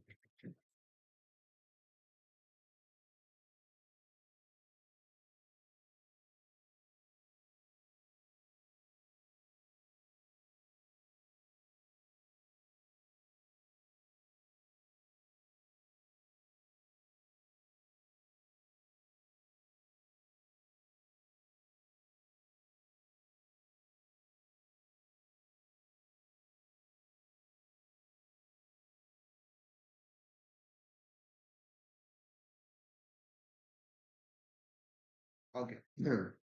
So yes, right now I would like to say one another concept about this inverse quantum Fourier transform. So that is simply to put, when you're talking about the quantum Fourier transform, let's directly put it in a very simple manner, which goes like this. That is, if you are using a quantum application, in most of the quantum applications, we will be having the inverse Fourier transform only. In most of the quantum applications, we'll be using the inverse Fourier transform only. Why do we mostly use the inverse Fourier transform sometimes? Very simply to put, the deal goes like this. That is, when you're talking about quantum Fourier transform, when you're talking about QFT, the main deal goes like this. That is, from one domain to another domain. That's the main case of my Fourier transform. So like domain 1 to domain 2. That is the main use case or the main thing which I will be doing in my Fourier transform. So that's my main use case, majority of the use. When does this inverse comes into play?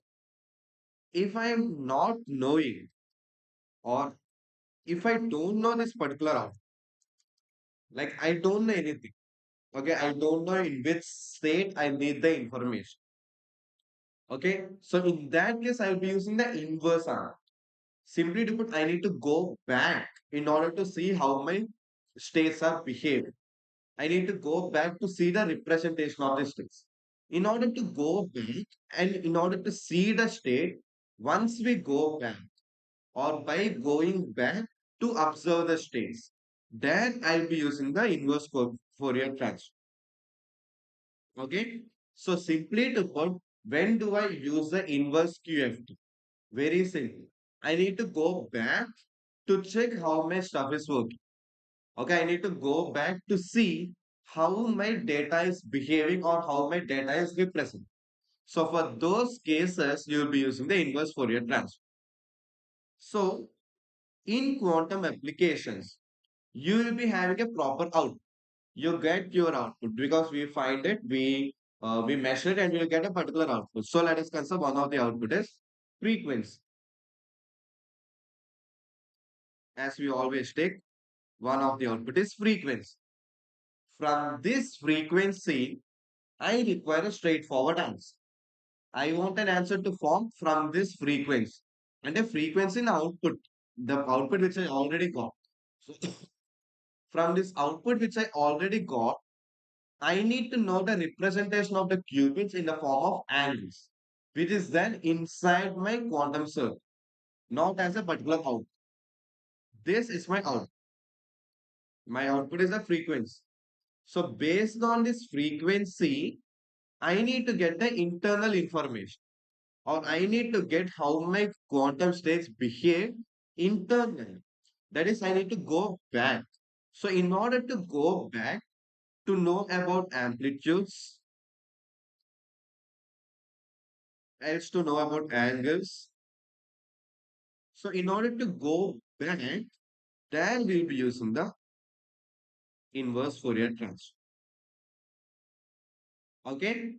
Now, if I'm having the intermediate state, like let us consider I have a circuit. I have a circuit head at gate, some C's at gate, and some Y gate here, and some X gate here, and measurement.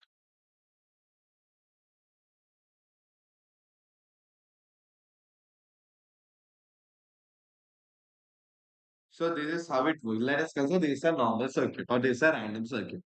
Okay. Now, if I want to go back to the initial states, like if I want to go to the initial states from the classical output which I am getting, or from the output state, I need to go to the initial states. That I'll be using QFT inverse. Okay. But for example, I have a state here at this point. At this point, I have a quantum state which is being represented in terms of angles. Okay. Let us consider I have a quantum state which is being represented in the form of angles. Now, I want to derive or I want to get the amplitudes from these angles. Okay. So in the intermediate state only, I'm not going to any output or anything. In the intermediate state only, I have my angles. From those angles, I need to get the amplitudes out. And the angles నుంచి నాకు amplitudes కావాలి. What I will be using IQFT or QFT? I will be using the QFT.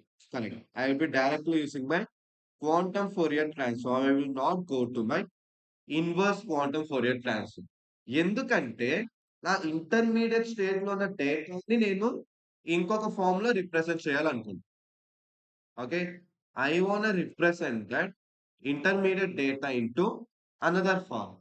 So that is my quantum Fourier transform. So for this thing, I'll be using just the direct straightforward quantum Fourier transform without the inverse. Got it? So this is the entire use case of. అర్థమైన point అందరికి everyone got it? When should I use QFT? When should I use IQFT? Yes or no? Okay. Now,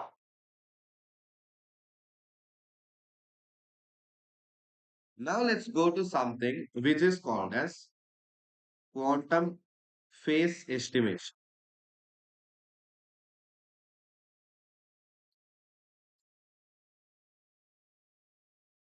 So let's go to something called as quantum phase estimation. QPE. Okay, quantum phase estimation. What will happen in this quantum phase estimation? అసలు ఏంటి phase estimation అంటే అసలు phase అంటే ఏంటి first of all? Angle. Simply to put, that's the angle. So phase is nothing but my phi. Okay, and take for example a block sphere on the two.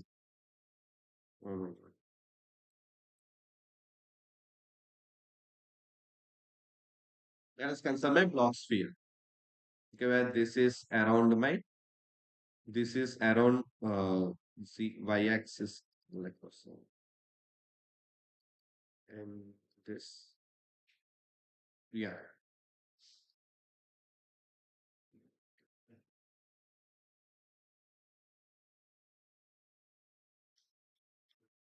So where I will be having three things, and this is with respect to my x-axis, rotation with respect to x-axis, rotation with respect to y-axis, and rotation with respect to z-axis.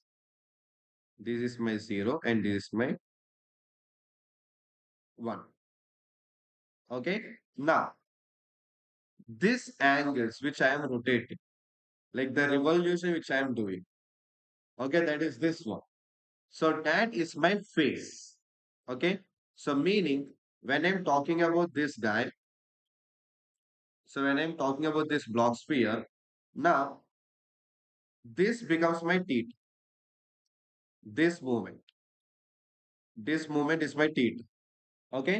Which I am going in this direction. That is my theta. And this movement, this guy. So that is my phi. That is my phase. Okay.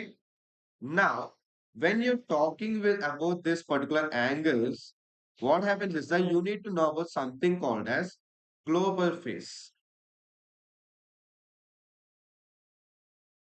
There is something called as a global phase when you're talking about these angles. So what do you mean by this global phase? Very simple. The phase which doesn't make any change, that is my global phase. Okay, so this guy has no job. Nothing will happen, even though if it is there. That is 2 only. 2 into 1 only. There change on that. There is no change, right? So one can be one this one is analogous to my global phase.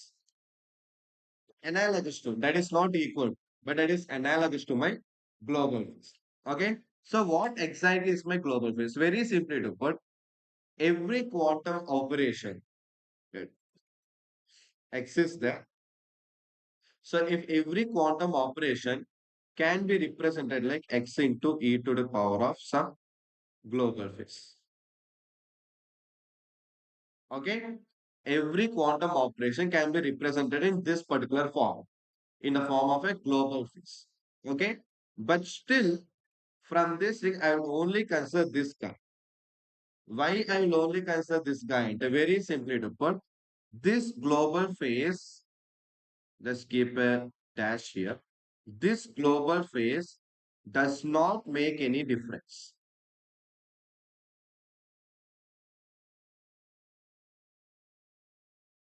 Okay. This particular global phase called as phi dash will not make any difference.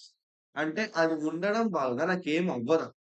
Okay, nothing will happen when I'm having this particular global phase with. Okay, so that's why what we'll do is simply ignore this term. We will simply ignore that particular term, thereby giving rise to our normal x, our normal vector. Okay, so that is my global phase thing. Okay, understood what I mean by global phase? Global phase is a phase which will be there for all the quantum states. Like ప్రతి quantum state కి ఒక global phase ఉంటాయి for sure. But we will ignore that global phase. Why we will ignore that global phase అంటే very simply to put, what happens is that that particular global phase will not make or will not bring any impact in my quantum state. ఆ global face ఉండడం వలన నా quantum state లో impact ఏమీ ఉండదు నా okay I will not be having any sort of impact so as I'm not having any sort of impact as I'm not having any sort of impact what I will be doing I will simply ignore that particular global అసలు ఉందనే విషయాన్ని light తీసుకుంటుంది so they be giving rise to this particular okay this is one of the concept which you need to keep in mind that is my global face concept నా so this can be approximated like this. Okay, now I will replace one another. So global phase in headliner ions. Okay, I can write like this. I can write in this format as. Okay, so in this case, use what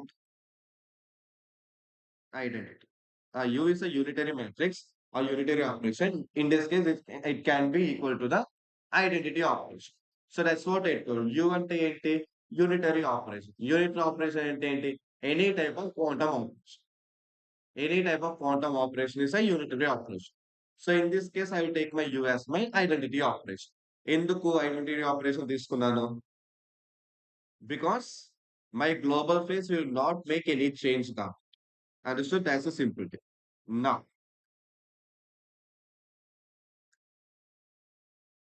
Now let's go to the concept of QPE కి వెళ్ళే ముందు one another concept. Eigenstates. And simply to put, eigenvalues and eigenvectors. అంటే ఏంటి? Can anyone tell me what do you mean by eigenvalues and eigenvectors? Ax equal to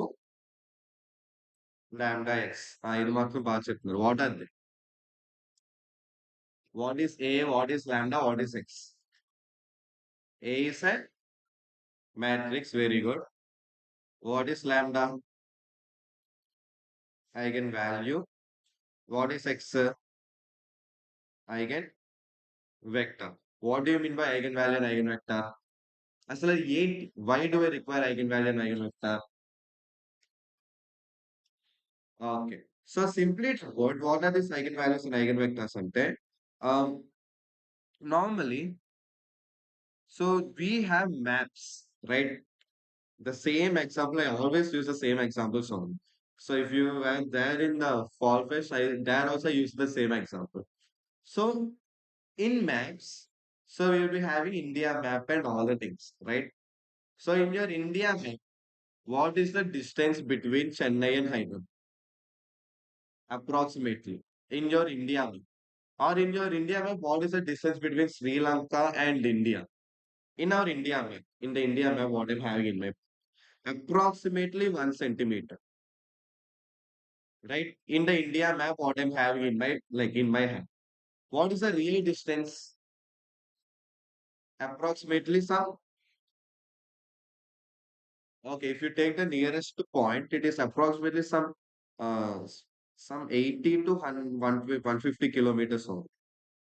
The nearest point from Rameshwaram to Sri Lanka. But we are considering this map as accurate only, right? Where the real distance is this thing, approximate. Now, how we are getting this particular thing? Why? Because what happens at that? Not our India map, which we are getting from stationery shops, కానీ నార్మల్గా maps globes ఉంటాయి కదా so even the military people use the same maps and same globes okay but వాళ్ళ దగ్గర కొంచెం advance maps ఉంటాయి కానీ మరీ అంత నిజంగానే లైన్ లో టేబుల్ పెట్టి మెసేజ్ చేసి వాళ్ళు ఏం ప్లాన్ వేయరు కదా so they will be using maps only at the end of the day but some advance version maps but they will be using maps only but by using the maps, how are they plotting for the real fields? So same goes for the cell towers as well. Same goes for my logistics as well. అంటే ఈ maps ని use చేసి వాళ్ళు real case లో ఎలా పనిచేస్తుందని చెప్పి planning చేస్తారన్నమాట okay how are they able to do that how are they able to do that thing okay simply to put they will use something called as yes sir scale factor అనే concept ఉంది mathematics లో idea ఉందా okay SF means scale factor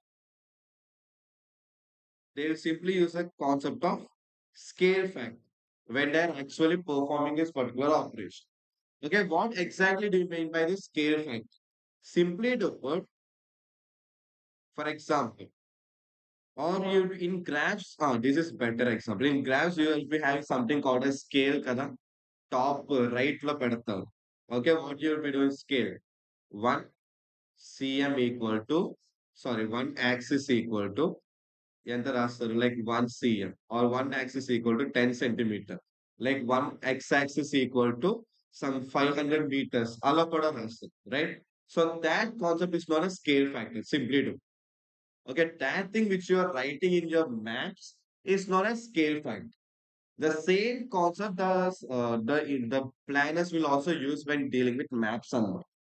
Okay, there they will be having a proper scale, saying that 1 centimeter in the map equal to 100 kilometers in real life. అలా ఉంటారన్నమాట the proper scale. ఆ scale ని use చేసుకుని they will try to do the operations and they will try to plan according. Okay. Now,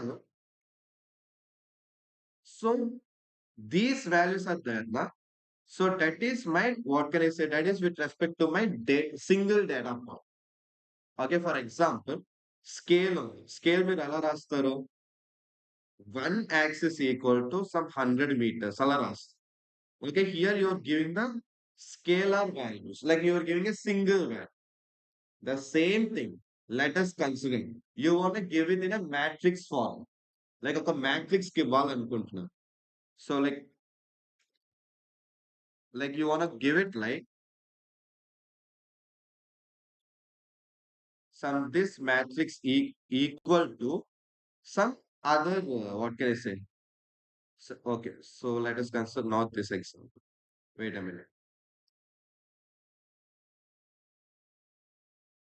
So instead of giving a scalar, you're planning to give like let us consider some A matrix equal to some B matrix counts అని ఇవ్వాలనుకుంటున్నాను. Are you guys getting the point? Like just consider some B units అనుకోండి. Like normally what you'll be doing, one axis equal to 10 centimeters. ఇలా వేస్తాం మనం scale casual. Okay? But in the single values case, right? Instead of giving it for single values, that is consider you're trying to give it for the matrices. You're trying to give it like A matrix equal to some B matrix units and ఇవ్వాలనుకుంటున్నాను. Okay? So you want to represent one matrix and you want to stretch that one matrix out to multiple forms. అర్థమైందా pointer? అంటే ఒక matrix ని మీరు with respect to ఇంకో matrix terms లో represent చేయాలనుకుంటున్నారు. There are two ways. One thing casual multiplication. Second thing is this eigenvalues and eigenvectors. Got it? So what are these eigenvalues and eigenvectors? Very simply to put, first let's go to the first method or the simple method. That is a normal transformation concept. Okay, ఎలా అవుతుంది? So 1 equal to 10 centimeters అని ఉంది. 1 axis equal to 10 centimeters. 50 axis equal to how many centimeters? 500 centimeters. How are you doing that? 50 into 10c. So this concept is my first method when you're trying to do with the matrices answer. Values for the same concept of orders. Okay, that's my first method. Okay, that is we will go like A equal to B units. A matrix equal to B units. Some 2 of A matrix అని ఉందనుకోండి. మీరు ఏం చేస్తారు? Simply to put 2 into B matrix units వేసుకుంటారు. You simply go in this. Are you guys getting a point? లేదా some C matrix into A matrix ఉంది. C into D వేసుకుంటారు. Okay, C into D units వచ్చేస్తాయి మీకు. For example ఇది మీ access అనుకోండి, ఇది మీకు యూనిట్స్ ఇచ్చేస్తారు. Are you guys trying to get the point? So this is my first method. Okay, so this is my first method by just simply using the multiplication. But if you observe this multiplication point of view, what is happening? Simply to put,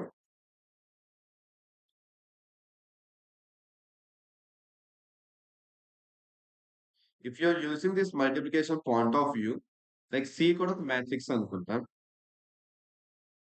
output ని కనిపెట్టడానికి in order to find a particular output, are you making use of anything from the input? Are you trying to make use of anything from the input in order to get a particular output? Yes or no? So, okay, it's a no, obviously answer, because my inputs base is what? A matrix. And any vector contributing to A matrix. So when I say the what is my input, or when I say that am I using something from the input, the answer is no. ఎందుకో చెప్తా. ఎందుకంటే C ఏంటి? That is the value for which I want to find the answer for. That is my C. That is a value to which I want to find the answer. But what is my base of calculation? My base of calculation is A matrix. A is my base of calculation. But in order to find the output, am I using anything from A, or am I directly doing CM into B matrix? What am I doing? I am using the scale. నేను scale ని use చేస్తున్నాను కానీ I'm not using anything from the input matrix. Are you guys trying to get the point? Yes or no? Like input is what ఇక్కడ, like input కాదు, initial state. Initial state is A matrix. Okay. So the measurement unit of the or initial state or base unit is A matrix. The measurement or the computer unit is B matrix. Okay. The input is C matrix. Now, in order to find a particular output, I'm not making any use of the initial matrix what I'm having. Yes or no? I'm just completely depending on the matrix to be computed. The computer matrix may depend అవుతున్నాను, మళ్ళీ input మీద obviously depend అవుతుంది. ఎందుకంటే అదే నాకు కావాల్సింది కాబట్టి. Okay, but I'm not making any use of my initial matrix. Okay, so in these type of cases ఏమవుతుందంటే, ఫర్ ఎగ్జాంపుల్ బ్రో నాకు కంప్యూటర్ పేజెస్ కూడా తెలియదు అనుకో. నాకు ఎలా కంప్యూట్ చేయాలని కూడా తెలియదు. అప్పుడు నాకు ఈ ట్రాన్స్‌ఫర్మేషన్ యూజ్ అవుతదా? Can I get a particular output for a particular input if I don't know the computation base? అంటే simply to put, I don't know P matrix as well. Can I find the output for C matrix? No, I cannot find the output for C matrix. ఎందుకు? నా దగ్గర ఇప్పుడు ఏముంది? Initial matrix ఉంది. ఏ. Okay. Initial నా దగ్గర ఉంది. Initial base నా దగ్గర ఉంది. ఇన్పుట్ ఉంది. సి. కంప్యూటేషన్ బేస్ లేదు. ఓకే. అంటే ఏంటి? This is my computation base. అంటే ట్రాన్స్‌ఫర్మేషన్ బేస్. కంప్యూటేషన్ బేస్ నా దగ్గర లేదు. నాకొక అవుట్‌పుట్ కావాలి. I want to get an output for my C in my real place or something like that. But I don't know the scale. Can I find a particular output? I cannot find a particular output.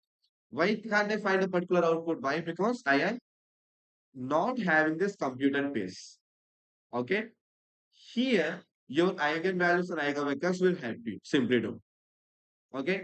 Here, your eigenvectors and eigenvalues will help you to find the output for that particular input space. Okay. ఇక్కడ ఏమవుతారంటే simply to put eigen values and eigen vectors problem అర్థమైంది కదా simply to put that do you guys understand the problem now what will happen in this eigen terms very simple what happens is that నా దగ్గర matrix ఉంది this is my initial state నా దగ్గర computation matrix లేదు I'm not having the computation matrix I need to get some reflections or transformations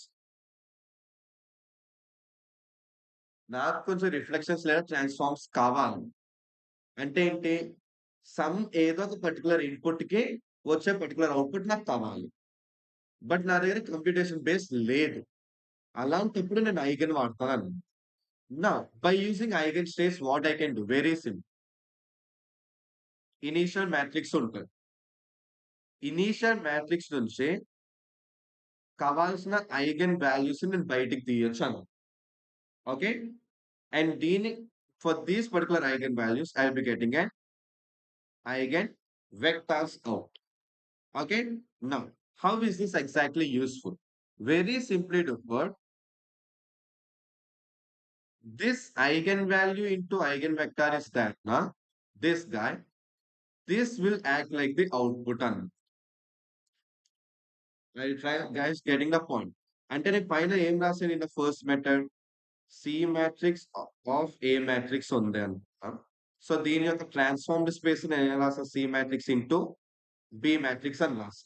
okay so C అనే particular input కి ఇది నా పర్టికులర్ ట్రాన్స్ఫార్మ్డ్ స్టేట్ లేదా output okay that is the meaning of అదే కదా రాసా 1 centimetre sorry 1 axis కి 10 centimetres అనుకుందాం 50 యాక్సెస్ కి 500 సి అంటే ఏంటి ఇక్కడ కేసు 50 అనే ఇన్పుట్ కి 10 into 50 అవుట్పుట్ సో ఇది 10 into 50 అవుట్పుట్ నా దగ్గర ఇప్పుడు ఇదే లేదు okay I'm not having the computation base but నాకు 500 లాంటిది కావాలి games. Like I want the output such as 500, but I'm not having any term as 10.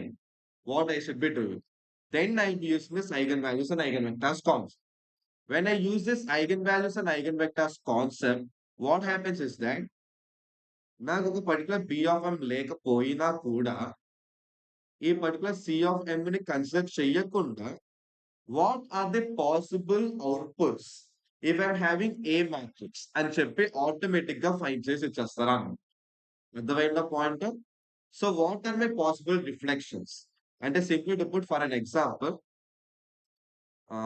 1 axis కి నాకు ఎంత ఉందో తెలియదు అనుకుందాం ఓకే 1 యాక్సెస్ కి 10 సెంటీమీటర్స్ ఉందో నాకు తెలుసు అనుకోండి ఏ యాక్సెస్ వచ్చినా నేను అవుట్పుట్ ఫైండ్ చేసేయచ్చు బట్ 1 యాక్సెస్ కి నాకు ఎంత వాల్యూ అని చెప్పి తెలియదు అప్పుడే ఫర్ ఎగ్జాంపుల్ ఈ eigen values eigen vectors concept use చేస్తాను అనుకున్నాను నాకు ఎలా వస్తుందంటే పాసిబుల్ అవుట్పుట్స్ వచ్చేస్తాయి అన్నమాట 500 ఉండొచ్చు 1000 ఉండొచ్చు 1500 ఉండొచ్చు అని చెప్పి పాసిబుల్ అవుట్పుట్స్ వస్తాయి okay so this is the concept of eigen values and eigen terms simply to this is the primary concept of this eigen అనే word like this eigen concept mainly deals with this particular transfers అంటే without any input That is, if I'm not having any computation base, I am not having any computation base.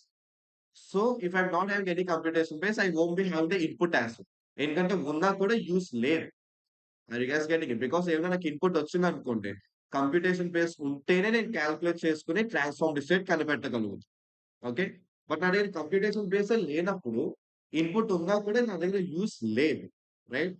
So in order to get the transformed states without having the computation state as well as without having the input state. If I want to get the transformed states, I will be using this eigen concept. Got it? So that is without my BM and without my CM as well, my A will give me the versions of the transformed matrices. Are you guys getting the point? అర్థమైందా అందరికి point ఏంటని? So for that reason, I will be using this eigen terms. Okay, that's my first. Now, this guy, that is my lambda into x, is my transformed terms. Okay, the lambda x is my transformed terms. That's the thing.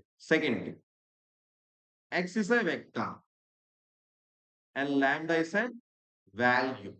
Now, what is this vector and a value? Simply to put, this vector acts like my Cm.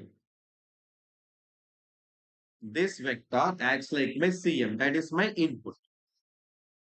Okay. మనం ఏ ఒక్క దాంట్లోనే లాంబ్డాని X రెండు అదే form చేస్తుంది. మనం ఏం special గా ఇవ్వాల్సిన అవసరం లేదు. By using only my A, my lambda as well as my x can be easily found. Okay, I don't need to do that or I don't need to give anything as an input. నేను కొత్తగా input ఇవ్వాల్సిన అవసరం లేదు. By just using the matrix, I can find my lambda and x. Okay, in this lambda and x, this x is there. That is analogous to your CM. What is your CM? It's my input vector. Okay, ఇక్కడ నేను రాసాను చూసాను. That's my input vector. So the x value, that is the eigenvector, acts like the input vector. Okay. What is my lambda? This lambda acts like my computed base. That is my P of n. Okay, the lambda acts like my computed base అంటే computation base. అంటే ఏంటి? ఈ 10 centimeters ఉంది చూసారా? That 10 centimeters can be represented by using lambda. Got the point? That 10 centimeters thingy can be represented by using lambda. That lambda guy represents that 10 centimeters. ఆ వాల్యూని represent చేశారు, ఆ స్ట్రెంగ్త్ ని రిప్రజెంట్ చేసేది lambda value. Got it? Understood everyone? నా so simply to put how it might look అంటే, for example let us consider I have 2 1 1 2. The lambda values are approximately 3 and approximately 1 for this case.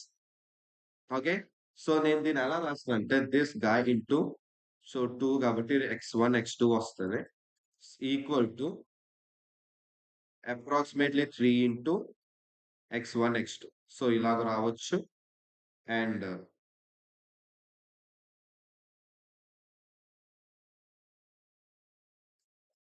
So the same 2 1 1 2 equal to, sorry 2 1 1 2 into x1 x2 equal to approximately 1 into x1 dash x2 dash కూడా రావచ్చు. Got it? So in this way, I'll be having my eigenvalues and eigenvectors. Where my input is only or where my value is only 2 1 and 1 2 matrix. ఈ 2 1 1 2 అనే matrix ని use చేసి ఈ x1 x2 x1 dash x2 dash అని చెప్పి ఒక input states ని నేను తీసుకుని రావచ్చు. దాంతో పాటు I can find the magnitude through which I can stretch those input values as answer. Okay? Now, ఈ x1 x2 ఉంది చూసారా eigen vector, that acts as my input vector. Okay, vector base కింద యాక్ట్ అవుతుంది. ఈ value ఎందుకు use అవుతుంది? This value gives me the strength or the magnitude. అంటే this value gives me the stretch అని కూడా అంటారు అనమాట. ఓకే, సో స్ట్రెచ్ అని ఎందుకు అంటారు అంటే వెరీ సింపుల్. ఒక స్క్వేర్ ఉంది, 2 centimeters ఉంది. ఓకే, స్కేల్ ఫ్యాక్టర్ 4 ఉంది అనుకుంది. Let us consider the scale factor equal to 4. So నేను ఇప్పుడు దీన్ని ఎలా అంటానంటే a square of a side as 2 centimeter with a scale factor of 4 gives me what అని అడిగారు అనుకోండి. The output is, yes, correct. The output is a square of rectangle లాగా ఉంది. But let us consider it's a square. Let us consider one another, okay, one another square of 8 centimeters. So that will be my output term. Okay, a square of 2 centimeters with a scale factor of 4 gives me what? And the output is what? Output is 8 centimeters. So is scale factor of 4 and it's kada. So what is this? This can be termed as, or this can be analogous to the strength in which I am stretching my square. Yes or no? So the square ని నేను stretch చేసే power అని అనొచ్చు కదా, simply to put. Or you can say the strength of the pull of the square or the magnitude of the square. అలా కూడా అనొచ్చు కదా. I can give all these names for this particular. So mainly we will use a term called as power of stretch or the stretching power. So this scale factor is nothing but what? The stretching power of my square of the side as 2 centimeters. Right? This guy is my lambda value. Okay, this scale factor term will be my lambda value. అంటే it is the stretch of my matrix. The stretch of my matrix is my lambda value. అంటే ఏంటి? ఈ eigen vector ని నేను ఎంత stretch చేస్తే నా initial matrix యొక్క అవుట్పుట్ ఫామ్ అవుతుంది అని చెప్తాను. Got it? So, by which power should I stretch this particular eigenvector to make that eigenvector look like my initial matrix? Are you guys getting the point? Yes or no? So that is the concept of my eigenvalue and my eigenvectors. Got it? Understood the eigenvalues and eigenvectors?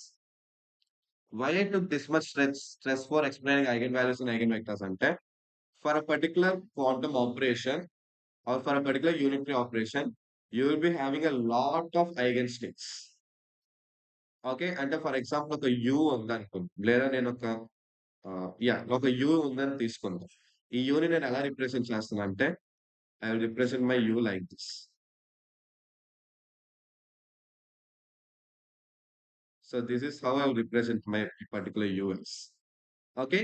That is a single unitary operation or a single quantum state can be represented as a linear combination of all the coefficients of components. వీటిలో ఉన్నాయి చూసారా ఈ values. ఆ values మనం ఏమంటామంటే coefficients అని అనొచ్చు, components అని అనొచ్చు కూడా. Okay. So that is my psi equal to alpha not plus beta 1 అని అన్నాను చూసారా? ఇది చూసారా? The psi equal to alpha not plus beta 1 అన్నాను. So technically this 0 and 1 are the eigenvectors of psi అని real. Okay, that 0 and 1 are what? They are my base states. Again, are the base states, binary 0, binary 1. But in quantum phenomenon or in quantum, what can we call it as? That 0th state and that 1th state, I will call them as an eigenvectors of psi. Okay, this 0 and 1 are my eigenvectors or eigenstates of my sign. అని అంటాం అన్నమాట. Got it? So the same deal goes here as. So every unitary operation or every quantum operation or every quantum state is a linear combination of their particular eigenstates along with some components. And what are these components? They are the amplitude of the particular wave state of the wave. Sorry, wave of the particular state. అని నేను first day second session లోనే explain చేసి right. Alpha అంటే ఏంటని చెప్పి ఇలా ఒక wave వేసి that amplitude is alpha, alpha square అంటే ప్రాబిలిటీ అని కదా, అది ఇది ఒకటే. ఓకే.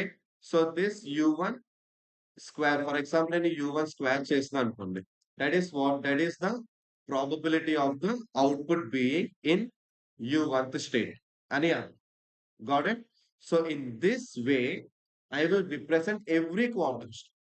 ప్రతి క్వాంటం స్టేట్ ని నేను ఈ వేలో రిప్రజెంట్ చేస్తాను కాబట్టి I explain about eigen vectors and eigen values that okay so this is the deal now this deal is directly used for QPE which if I combine with QFT I'll be giving an output to HHL algorithm so దాంతో పాటు ఒక Grover search ని కూడా పెట్టామనుకోండి that will give a rise to my short sample. So these are all the things. So we will talk QFT గురించి already చెప్పేసాను growers already అయిపోయింది so I will talk about this QPE in tomorrow's session and QPE plus QFT gives rise to HHL. ఆ HHL కి నేను growers అని పెడితే that gives rise to my short sample. So you guys did not do the coding of Grover and Divisions, right? Code చేశారా చేయలేదా growers the డీచేది code చేశారా no right so divisions చేశారా అయితే okay so you guys did the DJ code but you did not do the growers right yes or no okay so tomorrow we can see the growers code and I will explain about QPE and I will explain about HHL algorithm okay so yes I would like to conclude my session till here if you have any sort of queries you can ask me.